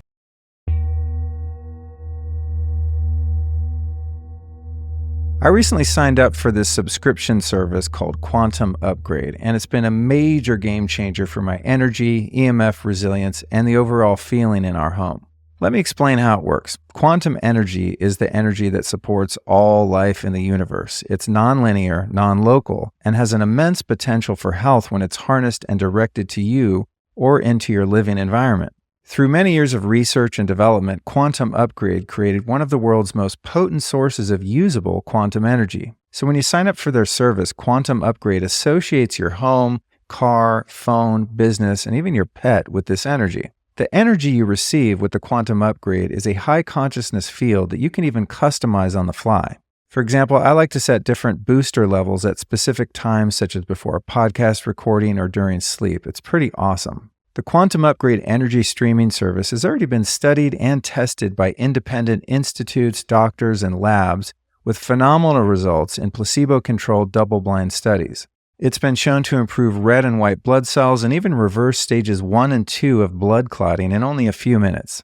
You can try it right now risk-free with a 15-day free trial by visiting quantumupgrade.io. All you got to do is use the code Luke15 to activate your free trial. Again, you'll find it at quantumupgrade.io. Well, I wanted to talk about deficiencies, going back to you speaking on retinol, and I'm not convinced about this vitamin A toxicity thing. I think it's like clickbait, but to be fair, I haven't looked that much into it. What I know is that most of us that grew up in a Western country eating from grocery stores and fast food chains, we're not getting our vitamin A. We're not getting the retinol. We're not getting these fat soluble vitamins, vitamin E. I mean, these things are like fundamental to biology. And so if we're growing up on Pop-Tarts and donuts and cereal and whatever, say the first 25, 30, 40 years of our life, and then we start, feeling shitty, so we get into health, to me, it's like I'm into mega dosing all the things that I didn't get earlier in life, because you're talking about decades of deficiencies.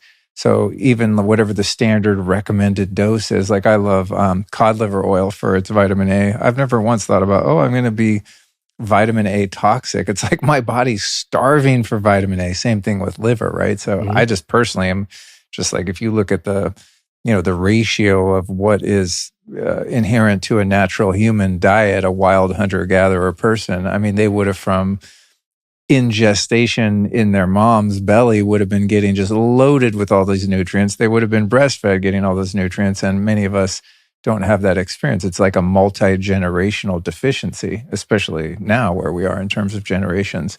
So the question there is, as the organ meats have come back into popularity, at least in, in our little microcosm of health, a lot of companies sell these like desiccated capsules, And I think that's great for those of us that find it inconvenient or just not tasty to get the organ meats.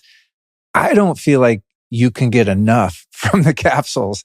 It's like you, to get like one of your bars here. I don't know how much liver's in one of these, I can tell you. Oh, okay. I'm sure you I already can. did the math. But I'm like, if I eat one of your bars or I eat a chunk of raw liver, I feel like that's like 57 of those capsules or something, So I keep the capsules around. I eat them sometimes, but it's like, I'm taking so many pills on a daily basis. Generally, I just don't have the stamina to like add in tons more.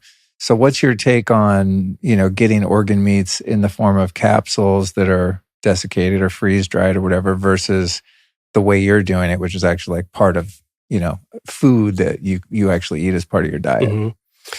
When you desiccate, you lose some of the nutritional value.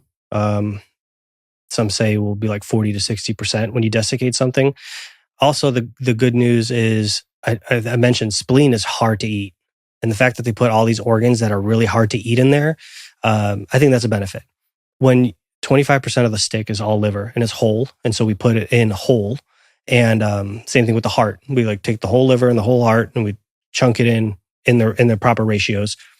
And you're getting the peptide chains intact. When you freeze dry something or desiccate something, you break all that up into dust, and all those chains start to break apart as well. Oh, interesting.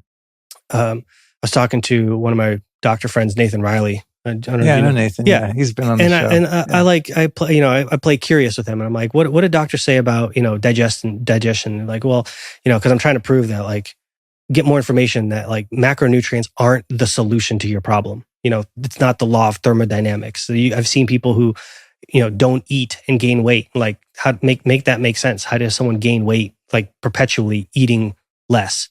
And people who eat a whole mountain lean up.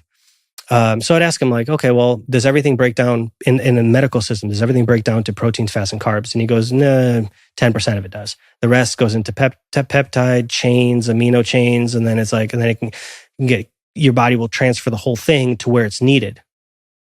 Thank you, Nathan. And then so when I look up the pills and you look at the liver and the heart content, if you eat one of our sticks, that's like taking a week's worth of liver pills. I knew it. Yeah. That's the feeling I had. And they're hella expensive too. Yeah. I mean, I get the convenience of them, right? I mean, let's face it. Like, I don't know if I was going to say few people. I don't know if I've ever met anyone that's like, I love liver, especially raw. It's like, you got to be psycho, or like a true caveman. So I get that with the pills, and, I can travel with them and things like that, whatever. But yeah, I've just always felt like you're not getting a big enough dose to really move the needle, especially if you have, some chronic issues going on. It's one thing just to have like a baseline of bioavailable minerals and these fat-soluble vitamins and stuff that are so prevalent in organs. But like if you have some problems going on and you're trying to heal and recover from something, to me, that means, and this is not medical advice, but in my case, that means like I need to go way above and beyond and be mega dosing like way more than what 4 little capsules of liver are going to give me. Plus they're fat-soluble vitamins, so they get stored in your fat, used later.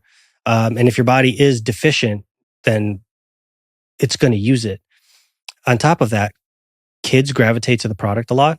And so they like, one of the things is like, I can't release a product knowing that it's not healthy for people because I won't be able to sleep at night. And, like you'll see, won't mention names, but whoever created that device, that has a, little Apple logo on it. And like, they're like, oh yeah, I don't let my kids go on those things.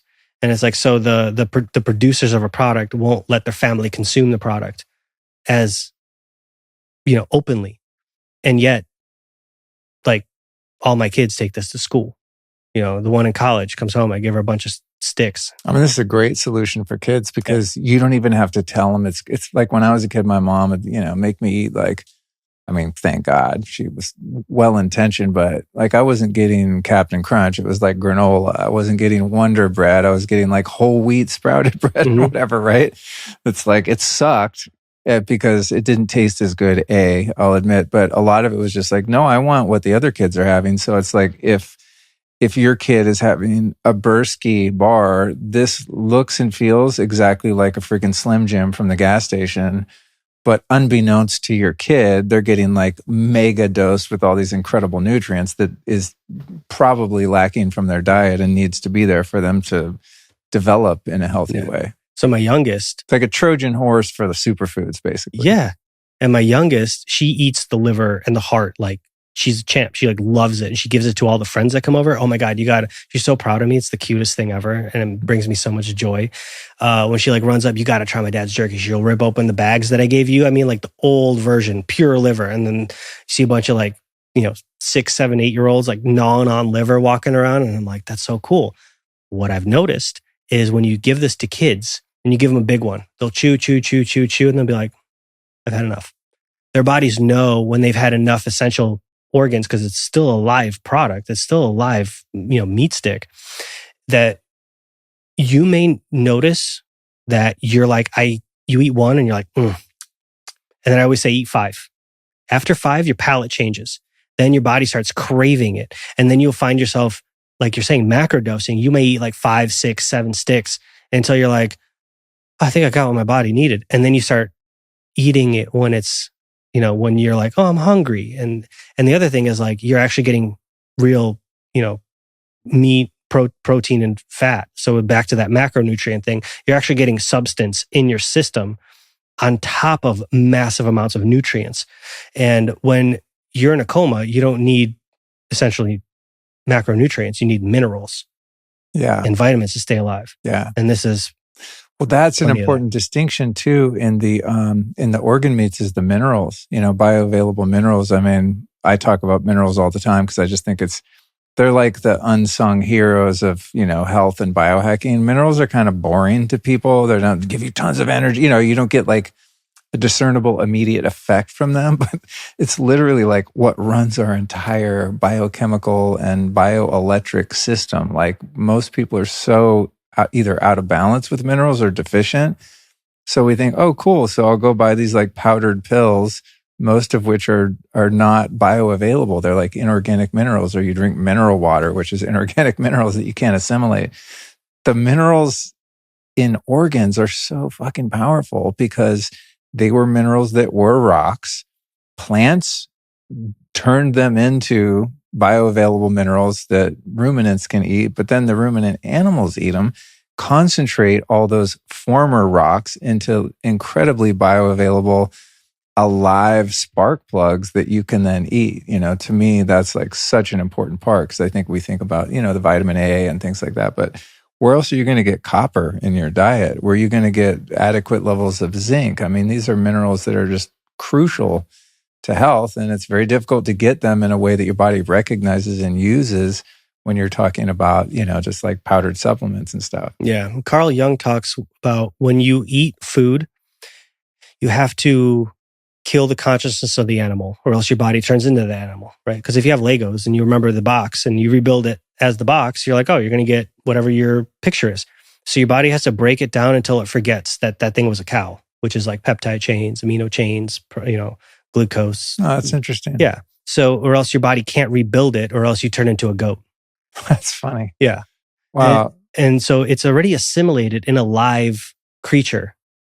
And so your body recognizes that this was a natural substance bound to another natural substance that your body knows what to do with.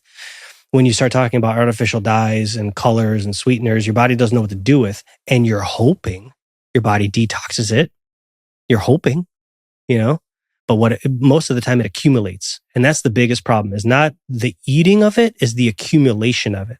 Because then, again, back to the whole, health space that's like, drink Diet Coke, it's good for you, it won't kill you. It's like, well, that's a great argument.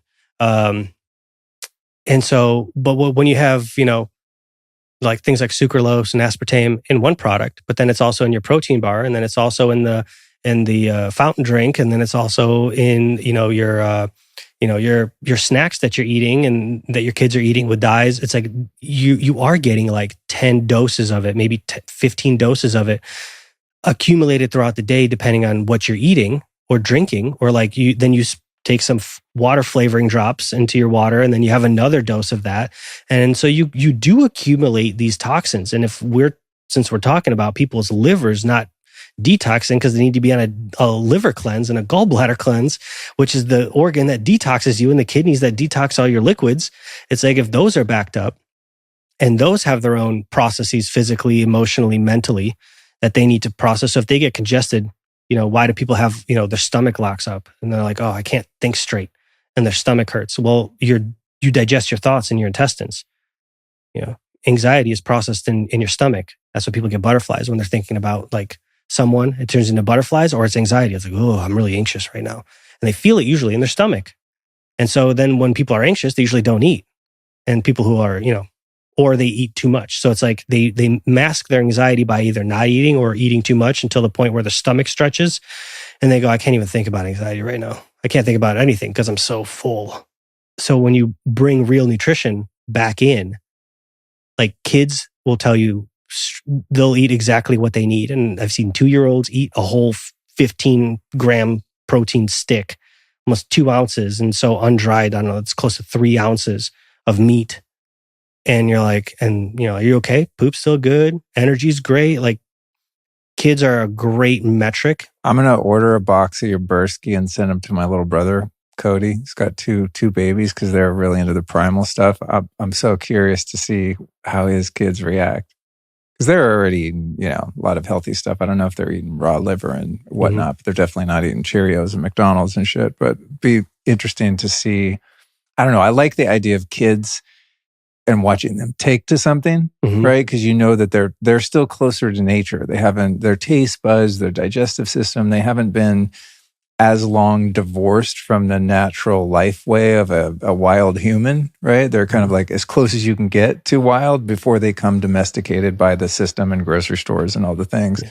It's a good sort of, I don't know, just an observational thing to see what they gravitate toward. Kind of like I do that with our dogs sometimes. I'll try different, fulvic. I give them the beam minerals and put it in this food and not in that one and see which one they go for and shit, just to like try and learn from the wisdom of animals. I think kids have that same kind of wisdom. Yeah. There's a lot to learn from them, and the way that they, like you said, they eat half a bar and they're like, they know they're full because they don't have the mental, programming to go for food to satiate an emotional deficit or something like that, right?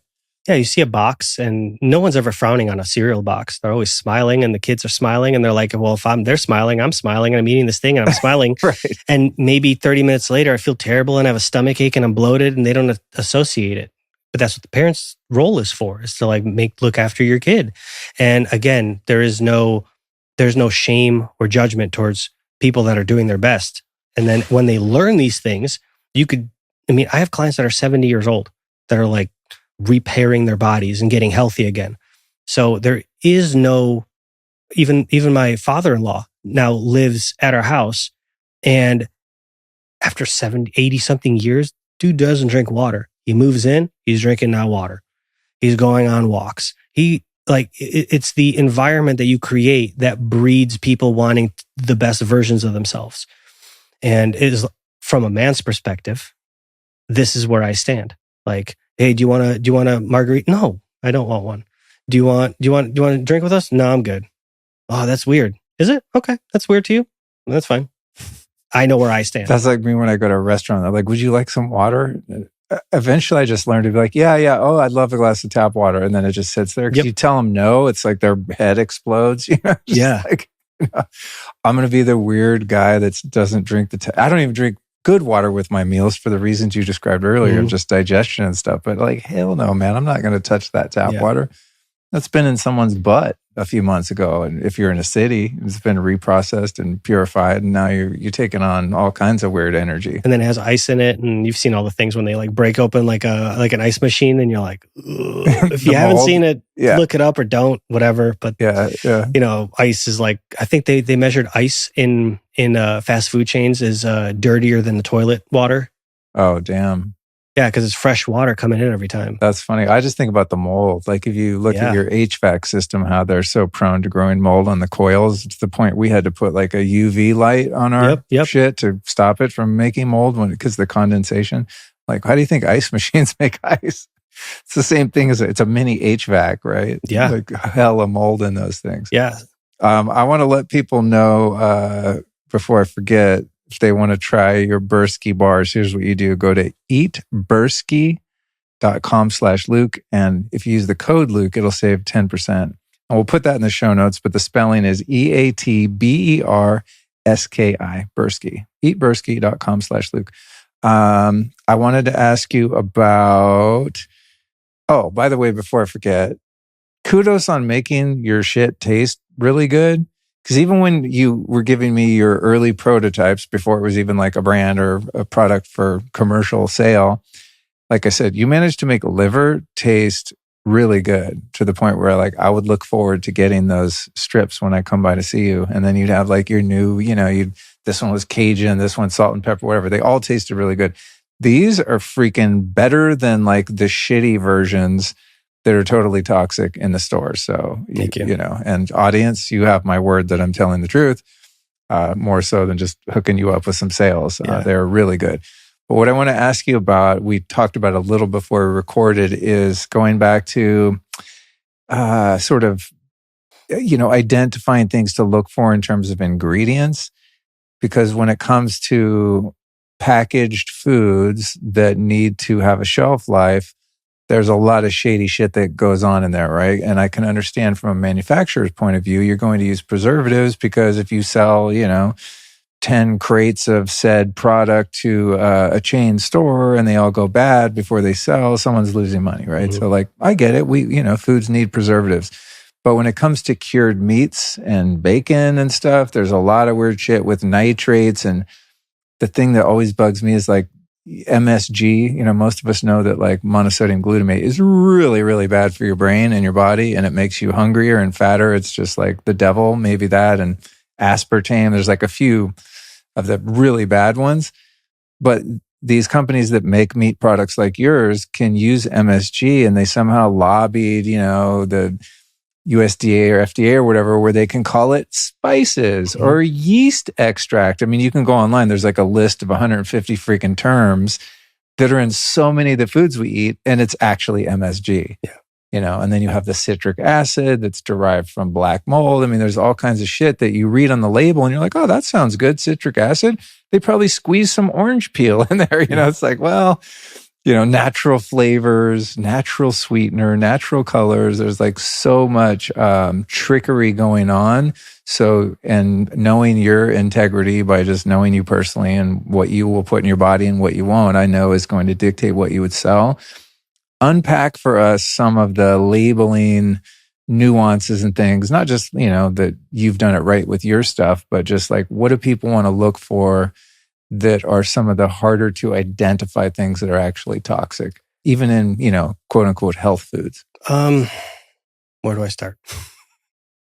I mean, start with the preservatives. I think like when you're talking about cured meats, that's the one that is tricky. Yeah. It's probably really hard to preserve meat that could go bad, but there's, better. Well, once you preserve it, so the USDA works on water activity levels. Once you drop past a certain water activity levels, it is deemed safe for bacteria not to breed. Oh, okay.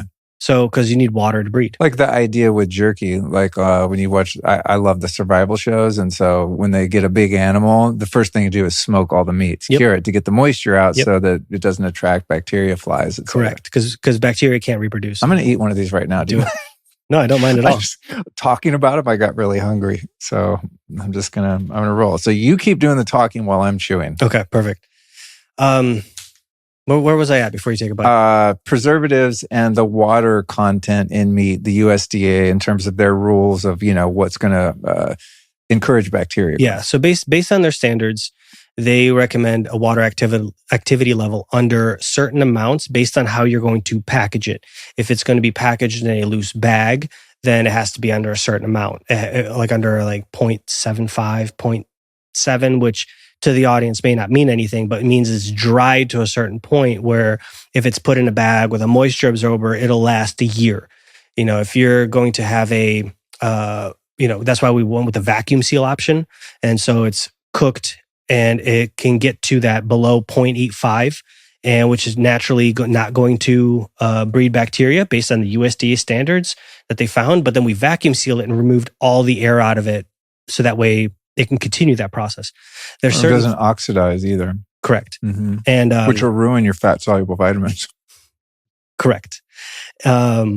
It's a great distinction. And also you could still technically market the fat soluble vitamin content and not tell your customers and potential customers that because there's air in there and it's oxidizing, that you just ruined it.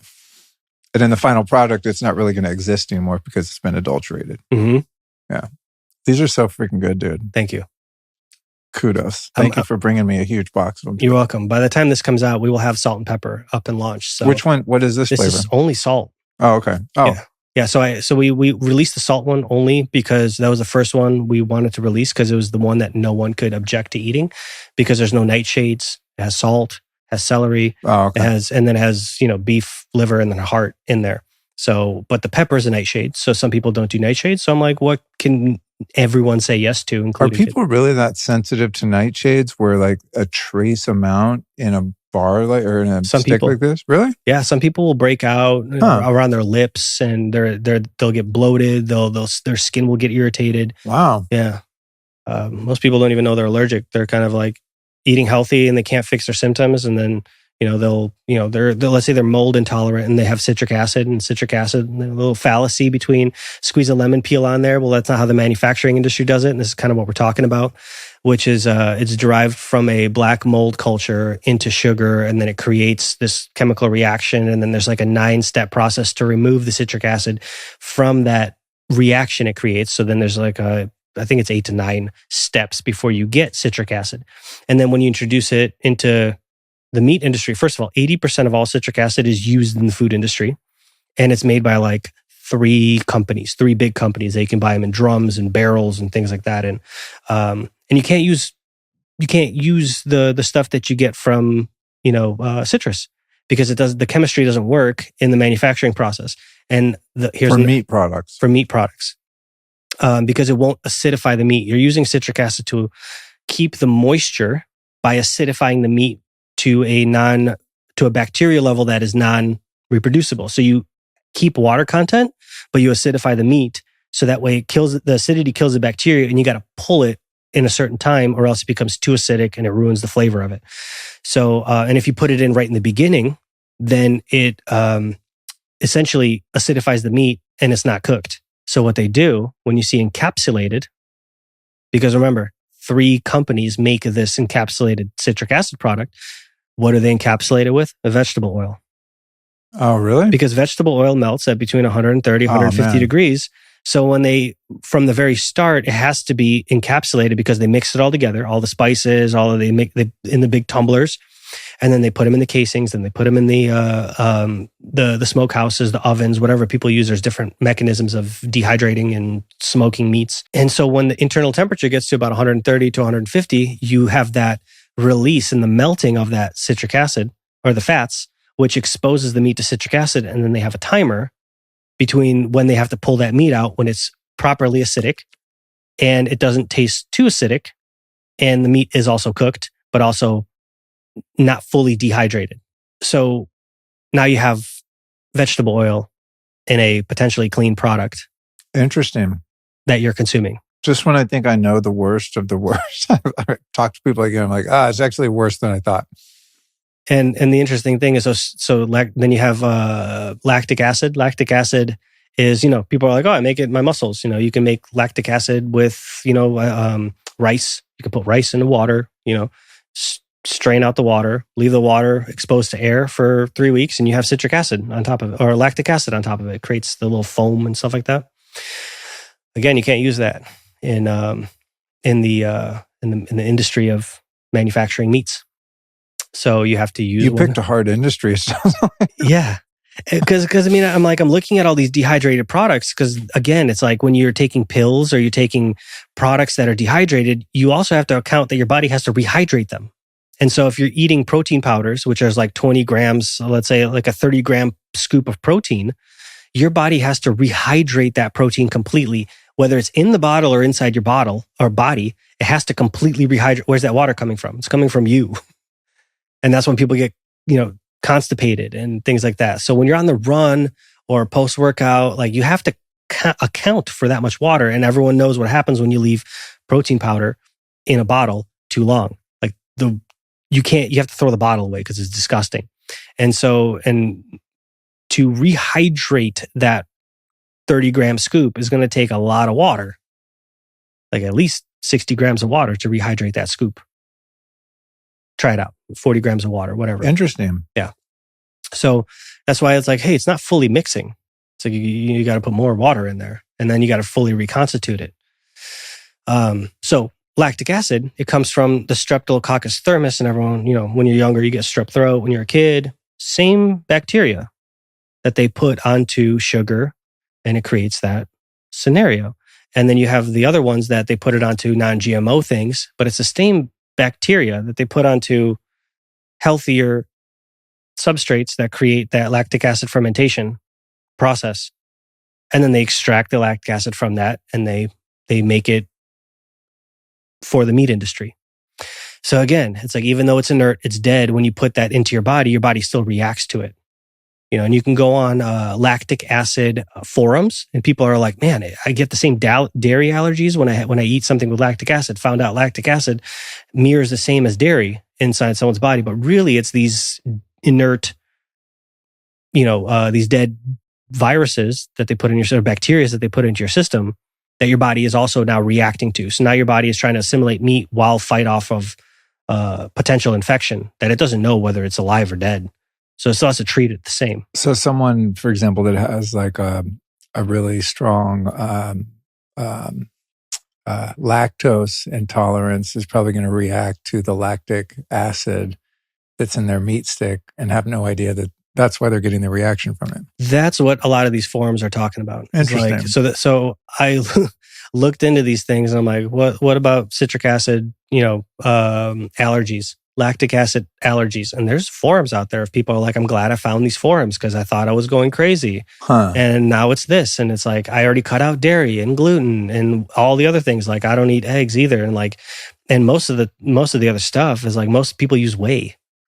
And whey was a discarded product back in the day. And then they started dehydrating it and giving it to animals. And then they started giving it to people. And now it's like this huge commodity thing. Yeah, you're not down with whey. I can't eat dairy. Right? Yeah, it messes me up. Yeah, really bad. I remember talking to you about that because I was drinking a bunch of raw milk when I was coming to you, and I still wasn't fully convinced because I really like it, but that raw milk made me hella fat, dude.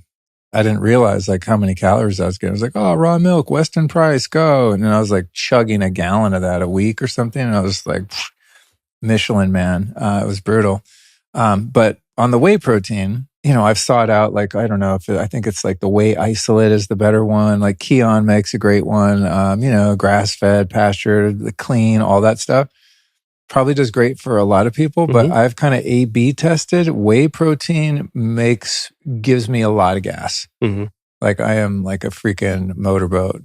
And Allison was the first one to notice. She's like, wow, how weird. You're not like blowing up the house today. What'd you eat? And I'm like, I don't know. I'm nothing, She's like, did you eat one of those smoothies? I'm like, no. She goes, okay, takes note. Started to see a pattern there. If I have that whey protein, it's going to happen. We're going to be blowing it up. Mm-hmm. So I had to stop. I mean, it feels good to be full and it's like really fast, but I don't get that when I eat your bars. Yeah. Exactly. Which probably has this is 15 grams of protein, but I'm getting like all these minerals, these fat soluble vitamins. I'm assuming some collagen. And how much of this are you actually digesting versus how much are you digesting of the 30 grams of protein? How much are you assimilating into your system? Right.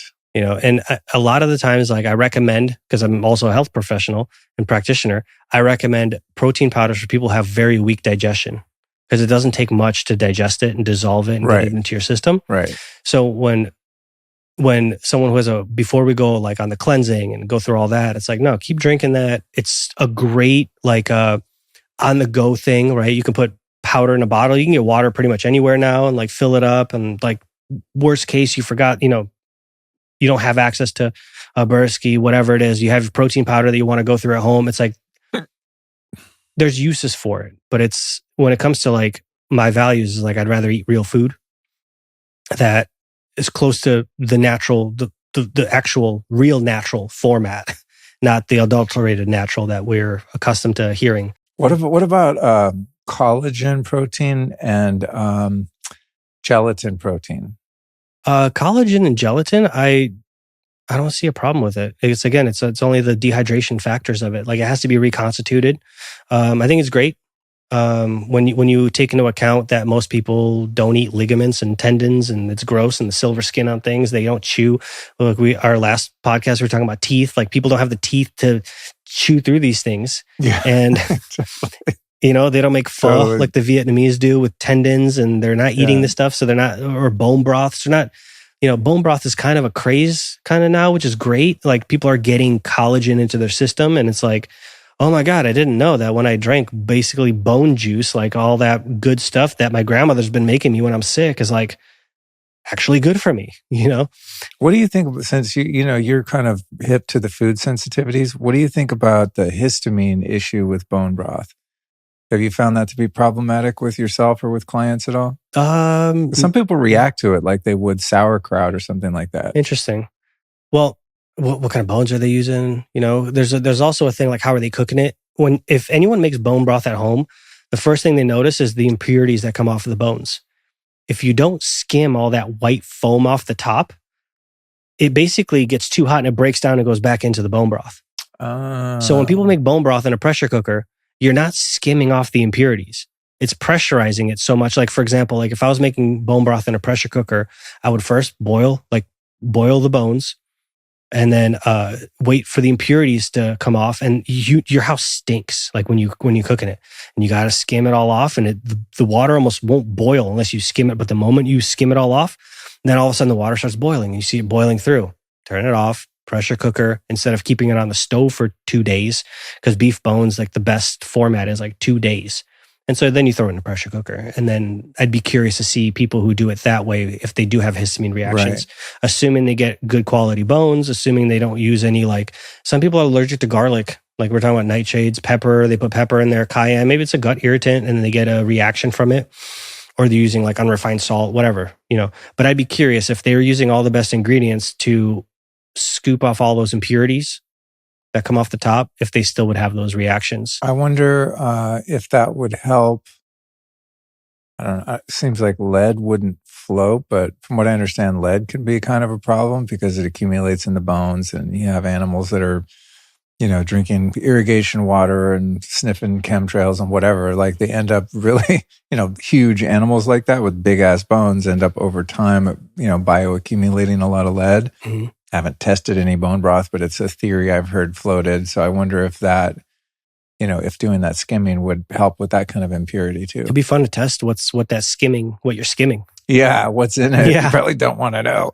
Yeah, I am still very curious, because like what you're describing, I've never had an experience with and I also do heavy metal cleansings. So maybe that's another reason why I don't, accumulate too many heavy metals. Yeah. And parasite cleansing and heavy metal cleansing pair very well together, because when parasites die, they release heavy metals. So that's why some people attribute it to die-off, but it also could be heavy metal toxicity. I can't remember the statistic. I think it's like they hold 10,000 times their weight, a parasite in heavy metals. Oh, so when it dies and gets released, the parasite dies in your system, but they also I always picture Sonic the Hedgehog landing on a spike and then all the rings come out. And now that's what you're getting sick by. And so when you pair, and you have to ease, if you've never done one, you have to ease into it, because it'll light you up. Like, it can make you, what's the word for it? Chelate? Mm-hmm. When it chelates you too quickly and then it has to be pulled out of your system, it's a lot for your body to process. So honestly, looking at, okay, where's my health?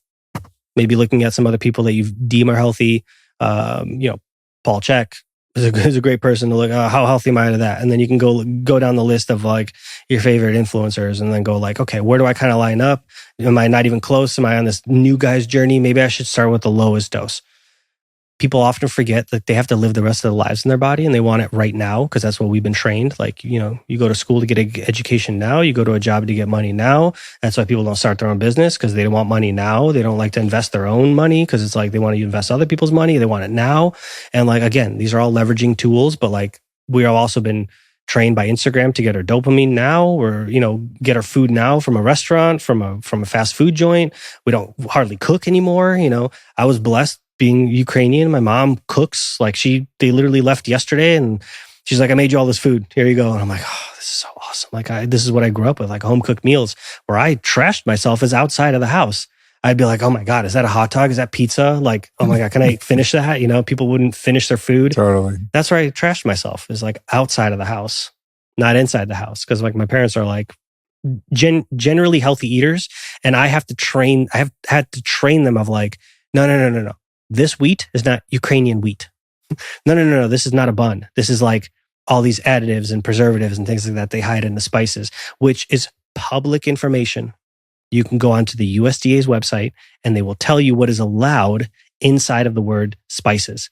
Oh man, that one's the one that gets me, especially with jerky and like meat products. Yeah. I mean, whenever I see that, I'm just like, not today, Satan. And the not that I typically eat at a gas station, but I don't know. There's times you're like in the little airport market and you're like, I need some protein and some fat. And you look at the jerky, it's like, it looks okay. It's okay. Spices, I'm out. Yeah. And then you have like, there's another misconception with like monosodium glutamate. It's a sodium chain, comes out of sea salt. It's in sea salt, but it's a cluster of all of the available bonds that make sodium nitrate. You get sodium bicarbonate, that's baking soda, right? You can take sodium chains and turn them into things. And when you isolate MSG, it creates problems in the system. When you isolate and concentrate sodium nitrates, it creates problems in the system. But when you have a sea salt that comes out of a seabed that wants sustained life, like that's a fun one. Like if you take sea salt, put it in a fish tank, like will it sustain sea life? Probably. Well, if you take some iodized salt and you're like, you mix the concentration to like whatever fish need, 3% salt to water ratio or whatnot. Sorry to all the sea life experts. I don't know. That probably won't sustain life. They don't have the bonds in that salt won't bind to oxygen. They won't sustain life for the fish inside of that water. So you have to have sea salt that was once in the sea.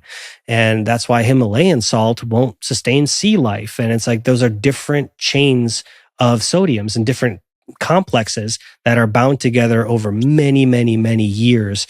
And so when you take salt out as, unrefined sea salt, like bed dried out, now they're shoveling all these salts and drying them out in the sun.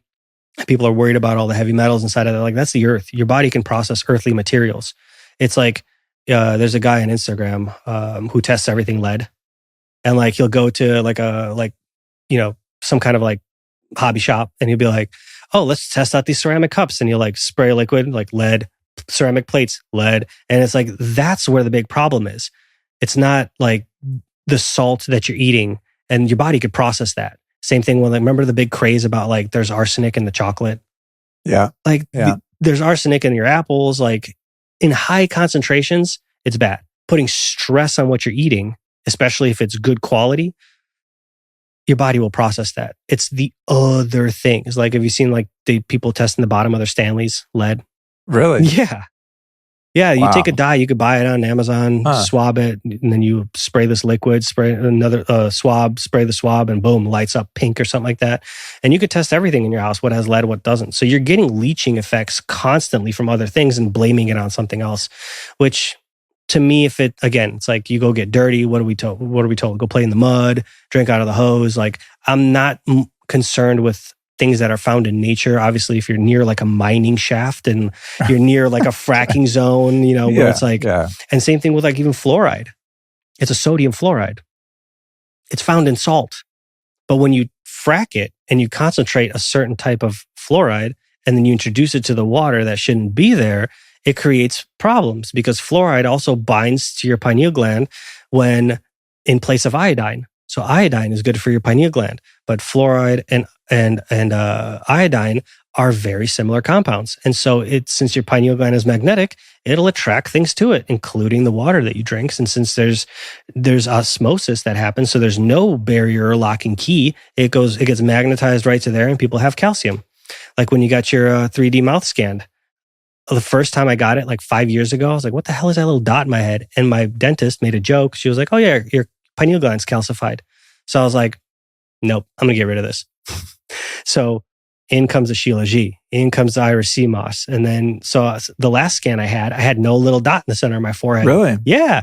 I was really excited about that. That's cool. I didn't even see that on mine. That was a huge win. That's a great sign. Yeah. Maybe because you probably do way more of the like holistic, like the biohacking stuff to clean your system out than I do. You know, for me, I like to see what works. And so I need to keep as little factors in my body as possible.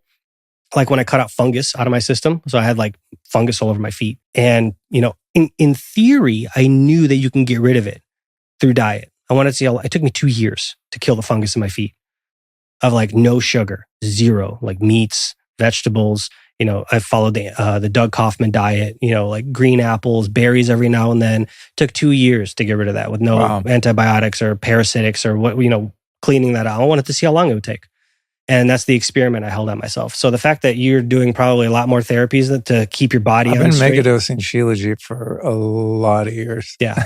And that just intuitively. I mean, even before it was trending, I just I did a little research. I'm like fulvic acid, humic acid, bioavailable minerals, micronutrients, micro minerals. I mean, there's probably shit in Sheila G. It's not even on the periodic table. Ormus and, you know, just spooky stuff like that that's really good for you. On the pineal gland, and then I want to ask you something because we forgot to talk about how you solved the preservative issue. So I want to go back to that. But first, on the pineal gland. Hopefully I answered all the sneaky ingredients. Yeah, you did. Okay. You did, yeah. I always wondered if that was just, you know, things get thrown out into the thought sphere, ideas about, fluoride calcifies the pineal gland, for example. And I'm like, I don't know, you hear people say that, but sometimes someone just says something and you hear it repeated. I saw a friend of mine on Instagram last night talking about saying that if you take exogenous melatonin, that it downregulates your body's production, which I used to believe. Turns out that's not true. There's the world's foremost expert on melatonin has proven, in a lab that that's not the case. And my friend is well-meaning, but that's just one of those things that gets thrown out on a podcast or on social media. And we go, oh yeah, I heard that. And then it's just true, but it's not. So I had a neurosurgeon named Dr. Jack Cruz on the show, who's been on a few times over the years. He's way overdue for another one. And he, he's a brain surgeon. He cuts open brains all day long. I was like, finally someone's going to give me the real deal. I'm like, Jack, and this would have been on one of our prior episodes if you want to hear it from the horse's mouth. I forget the number offhand. It was in 2017 or something. I said, is it true that, drinking fluoridated water and so on calcifies the pineal gland because you've cut a bunch of brains open? He's like, oh, 100%. And I asked him, I said, oh, so is it like, when you get lime scale in your sink or your shower, right? It's like that hard kind of calcium deposit. He goes, no, it's not like that at all. It's mushy. It's like a white, doughy substance. And the older someone is, generally, the thicker it is. But you could literally just scrape it off. It doesn't actually calcify in the way that we think of calcify. Like coats. Yeah, but it does. It's like this thick, kind of milky, doughy substance. And over time, you do bioaccumulate it. And there's probably all sorts of detrimental, things in your experience. I mean, the spiritual side is one thing, but just I don't know, the organ's there for a reason. It's not meant to magnetize all of this fluoride because you're not supposed to be eating fucking fluoride your whole life, So I can say, conclusively from someone that cuts brains open, the calcified pineal gland is the real deal. What I don't think I asked him was okay, great, how do we fix it? Which, we know Sheila G and different things like that are said to improve it. Mm-hmm. You have some empirical evidence of having one of those scans and you see a little dot there and then you apply a protocol and it's gone. That's pretty cool. I think the only thing I did, I take Sheila G every day. And I don't know what you consider a megadose, but every time it tells me. I take about a gram a day. Yeah, I take dip the stick 0.5 gram and whatever I turn it, whatever glob comes up. I don't like a paintbrush. No. I'm like dip to about half, and then I scoop, and then goes right into the mouth. I got lazy. I used to buy it bulk, like by the kilo from some woman in I think she was in Siberia, and she showed me the lab testing and stuff for metals and mold and stuff. It seemed legit, but when it was hot out, it would turn into that like tar that was really hard to dose. And then if it got cold, it would turn into a rock. So I was like, this is such a pain in the ass. There's a company, I don't know if you know Mana, they make these little packets, and they've liquefied really pure shilajit with ormus minerals from the Dead Sea. It's epic. It's like the most convenient way to do it. But I've also found there's a company, Mitolife, that makes little tablets. And you just pop them out of the thing, and you pop like 5 of those out. I think 5 of them is a gram or something, and they're really good for travel, and they don't melt. So I love shilajit, but when it's in the form you're describing, it's not that user-friendly. No.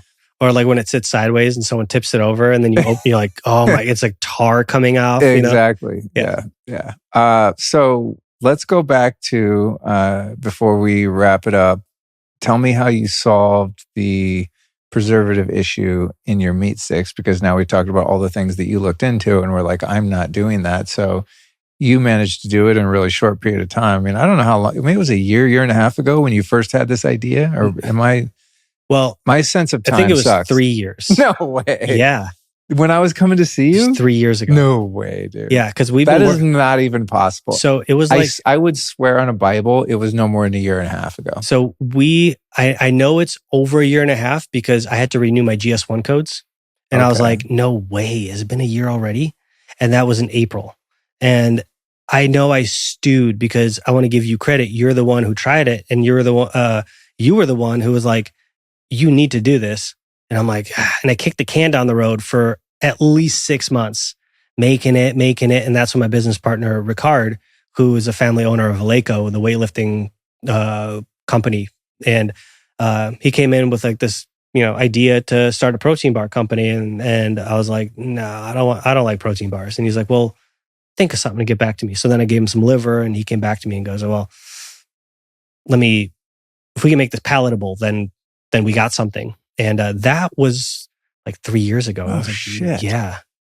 So I know we started doing it. So I was very impressed you did all this so fast. That still is fast, but in my warped perception of time, I was like, the dude just thought of this a few months ago, and now it's here. Yeah. So what was the process like of, doing your research and finding out, I don't want to use this, I don't want to use that, to get the things that are toxic or unhealthy out? Like, what was the process like of trying to find a way to do it that you felt like really good about in your own integrity? Well, the research is life, right? So you get a product and you're like, oh, it's grass-fed, grass-finished.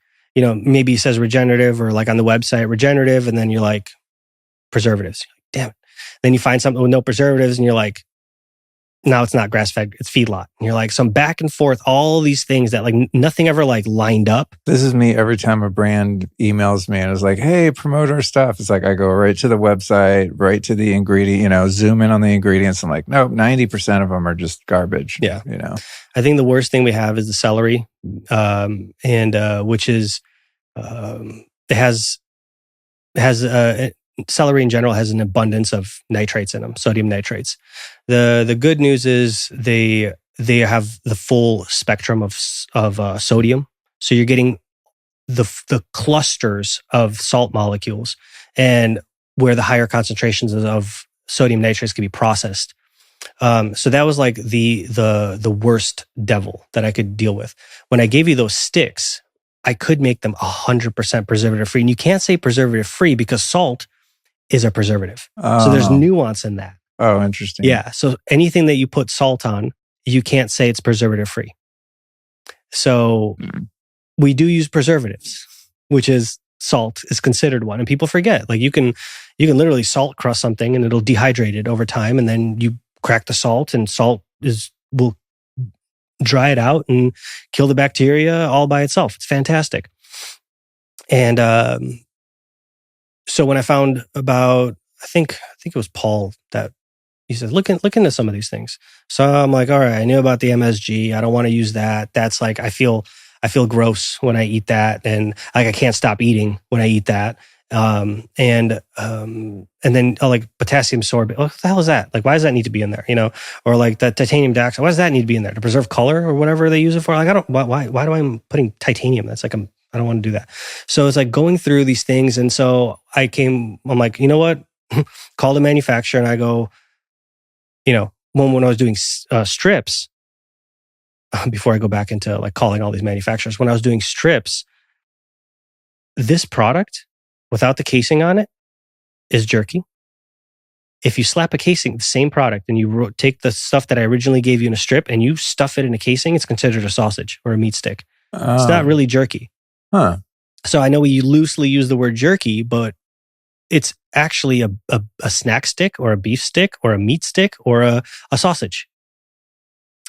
The moment you put a casing around it, there's a whole new branch of the USDA that it comes in contact with, different regulations. So it's either you have to dry it out so much that it's like hard to chew. And I'm like, okay. So then basically I scoured the USDA's website and found what acidifiers. And I looked up all the acidifiers and I was like, okay, citric acid. Can we find a citric acid that's made from citrus? No. Can we find a lactic acid that's not made from, Streptococcus? No. So then I was like, okay, well, what can we do? Can we up the salt content? No, it's too salty, And then, so then I'm like, talking to manufacturers because the strips became too laborious to make, and we would have had to invest like $1 million in machinery. And we're like, when they were like, why don't you make the sticks? And we're like, I don't know if I want to make the sticks. I can't find a way to make it like good. And he's like, we can try celery. And I was like, so what would we have to do to make celery? And this is like the 30th manufacturer I've talked to. And everyone's like, no, that's not how we do it. They always quote the Wisconsin study. And the Wisconsin study says you have to cook it at 170 degrees, which at 160, the enzymes start denaturing. And so then the absorption goes down. So we cook ours under 160 degrees to preserve the enzymatic activity so you don't denature. Like you cook eggs too hot. What happens? We all know it denatures the proteins and the egg white. Okay, well, how does Gordon Ramsay teach us how to do it? Gordon Ramsay? Yeah. That slow cook method, on and off, like cook it so that way it stays fluffy. And it's like, okay, well, that's heat, remove heat, keep them from overheating and the pan getting too hot.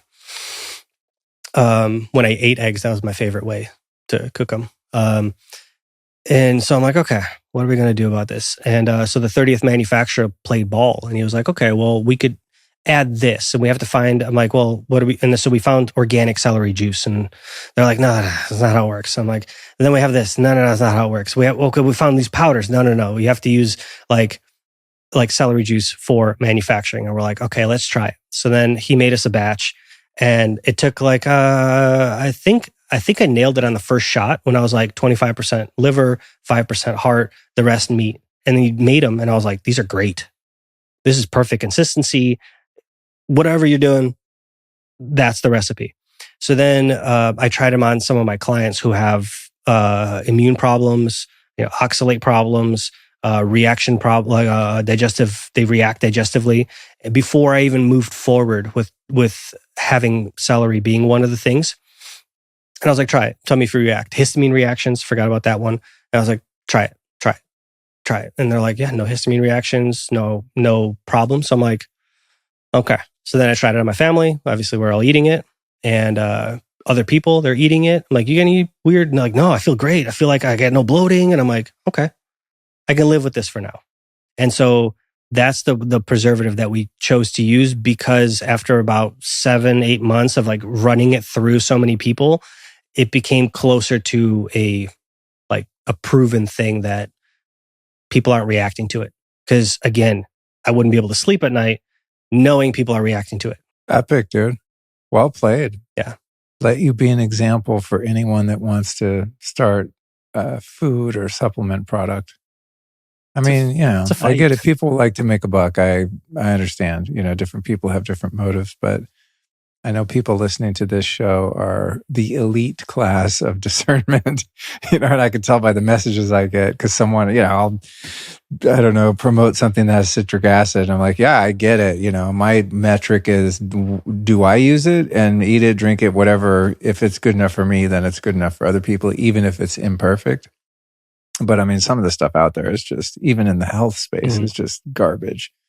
Because people, it's bottom line. People raise a bunch of money. They got shareholders they got to make happy. Yep. Even if the founder has ideals and principles they want to live by, it's like at the end of the day, funding gets cut off. There goes said company, So I'm sure it's a lot harder when you're actually, the one in the driver's seat than the armchair expert, me sitting here, you need to do it right, But it's like, it's just fucking awesome when someone does it right. So yeah. And congratulations and thank you. Thank you. Yeah, man. I think a good message to even say out loud is, if you're doing all the right things and then you have something that has citric acid in it, like that one minimized exposure may not be a problem. If someone has, let's say they're recovering from mold toxicity, might be a problem. So it's like everything is like nuanced, because CHEK practitioners kind of get a bad name for being like zealots. Like, you live by this holistic Bible, and it's like, yes, but you have to some people can get into the cold plunge right away at the coldest temperature in, Norway in the winter. And some people, you have to graduate and slowly every day turn the jacuzzi into a cold tub. And it's like, it takes you start at 65 degrees. Yeah. I was just, when I was in Indiana, I went swimming in the lake because it was still quite cold out. It was like in the 50s, and got in the lake and I was like, man, this ain't shit. It wasn't cold. And then I just thought, well, I wonder how cold it is. And I didn't have a thermometer. So I looked it up online. It was 61 degrees. And I was like, that's cool, man. That like 61 degrees is not shit to me. I'm not trying to be tough. It's just like years of 35, 38 degree daily, sometimes multiple times a day, cold plunging. It was a congratulatory feeling toward myself for just building up my resilience as someone who hates cold weather. I hate snow. I don't like being cold at all, Yeah, your congratulations. Your body has mastered your body regulation temperature, and it can keep your body regulated in cold weather. And that's the whole point of why people cold plunge, is not to stress out their sympathetic nervous system. One of the big things is to be able to regulate your own internal body temperature, because if it gets too low, you stop functioning. If it gets too high, you stop functioning. And congratulations. That's funny with the cold plunging. I hear people say that, you're going to fry your adrenals and you're full of cortisol and whatever. I don't know. I'm sure that's true for some people. And I think the rules of engagement are quite different for females in cold plunging than males, just for a number of different reasons. And thankfully, people are starting to understand that and having, different expectations of female-bodied people. Like my wife is not getting the cold plunge. It totally stresses her out. Feels like shit. Dude, cold plunging to me is the thing that calms me down more than anything. If I have anxiety for any reason, I'm nervous about something, poor sleep, whatever, took too many fucking stimulants or nootropics and I'm freaking out, ice bath, boom, instant calm. It seems to have the opposite effect on me. I don't find it like stimulating at all. One of the biggest gifts that I learned, and they're like, oh, because I stopped using the cold plunge for quite a little bit. I started getting sick, and I was like, you know what? I think that's a break time.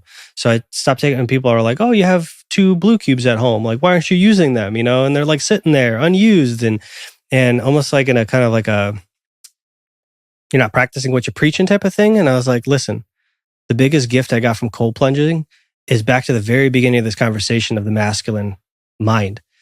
When you first get into a cold plunge, your mind goes crazy. First and foremost, tells you to get out, leave, jump out. Hyperventilate. You're going to die. You can't control your breath.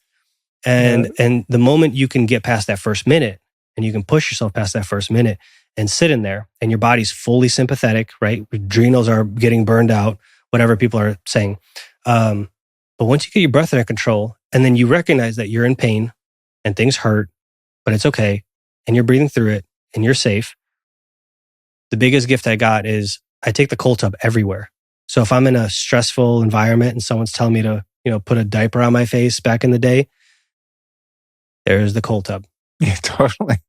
Yeah, because it's the same process of self-regulation, right? And taking agency over the nervous system and what it wants to do, which many of us are controlled by the nervous system and we don't even know it, right? And then we do something stupid and we go, why did I do that? Well, your nervous system did it. You didn't even do it. Yeah. You just didn't have the agency. You just reminded me, a couple of weeks ago, we had a friend of ours visiting who's Russian, Ksenia. And we were out at Aubrey's ranch out in Lockhart, and they have a couple cold plunges there. And I was in and out of it every day. We were there for like a week. And I was like, oh my God, and it was hot as shit. So it was beautiful. It's out in the sun. I mean, it's like the perfect setup. And one morning I was getting in there. She's like, I haven't done this in a really long time. I'm kind of nervous, but I kind of want to try it. And will you kind of coach me through it? And the first thing I told her is like, hey man, don't, this isn't an ego thing. Listen to your body. Like you might just get in, take a dunk, jump out. That's beautiful. This isn't a contest, She's like, okay. And I said, but, I'll walk you through it. And so anyway, kind of coached her just on the breath, and that for me, like you share the same perspective. It's not even about the physical benefits. It's like a psycho-spiritual practice to see how quickly you can calm down, because of the effects as you described that spread out into your life, and you find yourself able to stay steady in the eye of a storm. So anyway, I gave her this whole spiel. She gets in, I'm just guiding her through breath. She's a little tough first couple minutes. Next thing I know, she's just chilling. Breathing's totally steady, normal. We didn't time it, but she's probably in there for 3 or 4 minutes.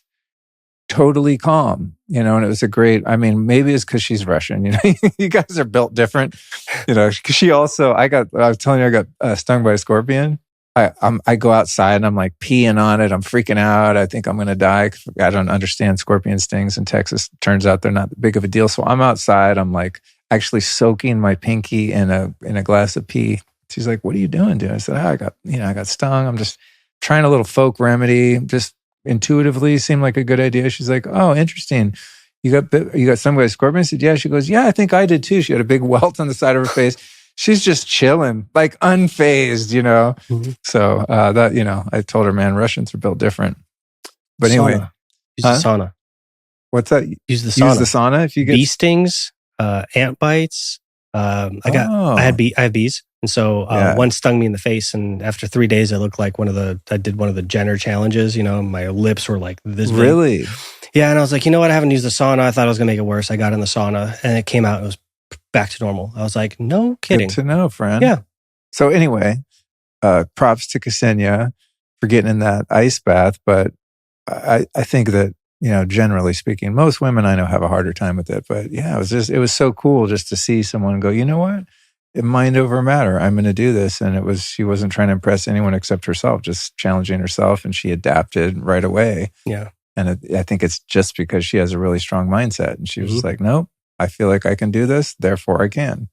Yeah, there's a lot of different reasons why, for women, their hormones undulate more often, and they experience it's harder 3 times. They dissipate cortisol 3 times slower than men do, and so as we can dissipate cortisol faster, like our rhythms can dissipate in minutes. Theirs could be hours. So if they experience, this is why it never works out well when you tell your woman to calm down when she's upset.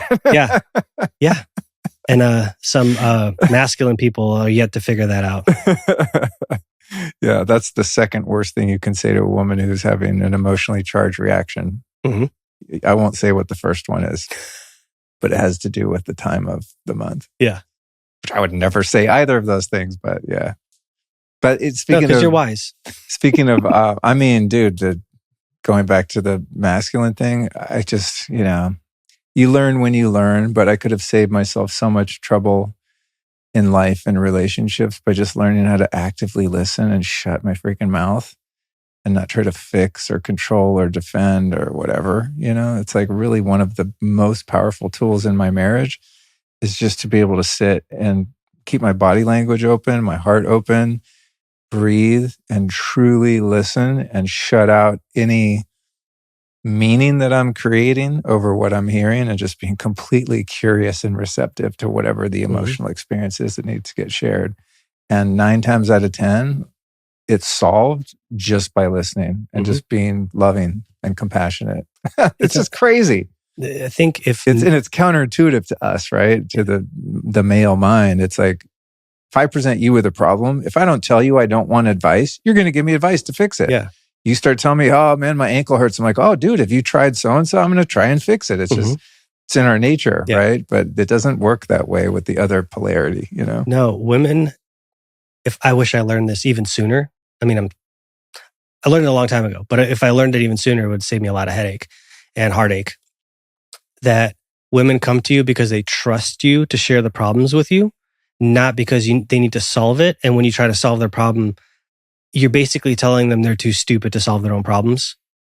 And so they're like, no, I already solved this problem. And I'm sharing with you because I love you and I want to connect with you and I want to off-guess all this energy it took to solve this problem. Yeah. And it's like exactly what you're saying. All you have to do is like not say anything and then so much better. For the you know, men or masculine embodied people that have a feminine person in your life, I'm telling you, man, it's the master key. And it's also, it's not like a trick to get them to stop having their experience. It's just, it turns out it's the most loving and compassionate thing you can do, even though it's very counterintuitive. Can I share one thing about that with you? Yeah. So I want to share a tool that I learned, and I wish I can credit who this is. So hopefully they'll reach out to me. I don't know where I heard this. I learned that when you're emotionally charged, I don't like that word, but someone who is you could say like moving energy. Moving energy, yeah. That's really all it is. Yeah. Like energy in motion is like emotion. When my kids or my wife come to me, I ask them before, and I see them like, oh, and I'm like, do you need a vent or do you need advice? If they say vent, I sit back and I'm like, yeah, Becky, she's a horrible person. And like, I know, right? And I like chit chat back and forth. You know, it's like whatever they're saying, we're venting, we're getting all of it out. And I like amplify it, get it out, you know? But if they need advice, then I'm like, all right, okay, Becky shouldn't have done that. And then Steve shouldn't have reacted that way. And then, okay, I see where you went wrong. Okay, got it. And then so after all the off guessing, I'm like, here's what I see is the problem. And then they're like, cool, thank you. You know? Yeah. I used a very similar communication practice with Allison. I mean, I could kind of tell at this point, because we've been together for a while, if she just needs to move some energy, then I'm receptive to that and available for that most of the time, unless it's early in the morning, which I'm not available for anything. But yeah, she'll, you know, be sharing whatever's going on. I say, do you want some feedback? And she will tell me, not yet. I need to talk more. You know, I go, cool, keep going. You know, at the end, when I think it's the end, I learned this from John Gray, a great guy that I interviewed a few times over the years. When I think it's my time to maybe like offer a perspective, you know, I'll say, well, you know, what else? Is there more? She'll be like, no, I'm done. That's it. That's all I needed to say. And I go, oh, you sure there isn't more? You know, it's like 9 times out of 10, there's like 2 or 3 rounds of more, you know? And then eventually, I mean, it's kind of a joke we have between us now, but eventually she's like, no, dude, I'm really done. Then I'll say, I mean, do you want any input? Or are you good? You know? And most times she'll say, yeah, I'll take your input. And it may be good or not useful input. But these kind of things I think are so crucial, because it's like, how many of our relationships get destroyed just because we just don't understand each other because we're different? So it's hard for me to put myself in her mindset. If I'm like having an emotional moment with you, my bro, I mean, maybe I need to talk about it for a minute, but I'll actually get more stressed out the longer I talk about it. I just kind of need to say what's going on, and then we can dialogue, and you can maybe talk me down from the ledge using logic. You know what I mean? It's like, that's what I need, you know? Otherwise I'll get caught in the emotional, you know, like spiral, right? And then it's like, whoa, now I'm not even in reality, you know? Yeah. So we could understand that about each other, but if we don't understand one another, it's impossible to fulfill the other person's needs, because their needs are different than ours. Yep. So if we apply like what we think we would need in that situation, it's the exact opposite of what they need. It's only going to inflame, you know, the situation that they're having, and then also create conflict between you, and you weren't even involved originally. It's not even about you half the time, right? Yeah. These are like such great life codes, man, that I'm sure to some people are like, yeah, duh. But there was decades of my life I had no clue about any of this. And it's just looking back, I go, man, God, with a couple of nuggets of applied wisdom, could have had a much easier time. Yeah. Have you heard the saying, people yell at each other because they don't feel close? Ooh, that's good. Yeah. That stuck with me. Again. Wow, that's good. That's a tweetable, an Xable. Yeah. I mean, I can say it, but I want to give credit whenever I find it. But Yeah. when I heard that, I was like, and I sat down in reflection. I go, yeah, every time I yell, I don't feel understood, or I don't feel heard, or I don't feel connected to. And I'm like, I have to yell to maybe get my point across because they feel so far away from me. And Sarah feels so far away, or the kids feel so far away that they're not getting it. And I like want to love them, but they're not getting my love. And it's like, oh, I'm not expressing it properly. And then I have to go, anytime that gets to that heightened state, I'm like, oh, we're not close. And then I'll like get close. And like, even though, Sarah might be like agitated, and I'm like, we do like belly to belly. We'll like pull our shirts up and touch our bellies, to get skin to skin. That's what they do with babies, right? First thing, skin to skin. And so it seems like mechanical, but like the more you do it and trust each other with these simple things, but harmonize again, it's like, and you apply some of these things that we're mentioning to the relationship, instead of being like, well, they don't get me, I'm leaving. It's like, like you could have left your person, and like you could have like sabotaged. And then the surprise is you're going to find a new person who is exactly like the person you just had problems getting along with, because you haven't fixed the shit within yourself. Yeah. And if you want a so-called code, if you find yourself going, oh my God, I'm keep attracting the same thing, it might be you that needs to change something. And I say might be, but it's probably, it's you that needs to change. That's been my experience. Yeah. Every time. When I talk about these things too, just so the people listening know, I am speaking from experience. That's like, as someone who's gotten a lot of shit wrong throughout my life. So when I find something that works, I'm like, yes. So I want to share it. Yeah. All right, dude. I want to remind people to go to eatbursky.com/Luke. Use the code Luke to save 10% off, and give me some feedback, folks. You try these out. Swap out some of those Slim Jims your kids are eating and put some Burskies in front of them. Let me know how it goes. I'm so curious to see how people respond to eating, like a snackable, like convenient food that's actually good for you, which is one of the hardest things to do, because convenient food is shitty, generally speaking. So looking forward to people getting on board with that. And thank you again for coming by today. It's nice to see you. Nice to see you too. Thanks for having me. It's always cool when I get to see people and spend a couple hours catching up, especially people I don't see that often, because you live in freaking Timbuktu. Yeah. Or maybe I do. I live in Timbuktu relative to you.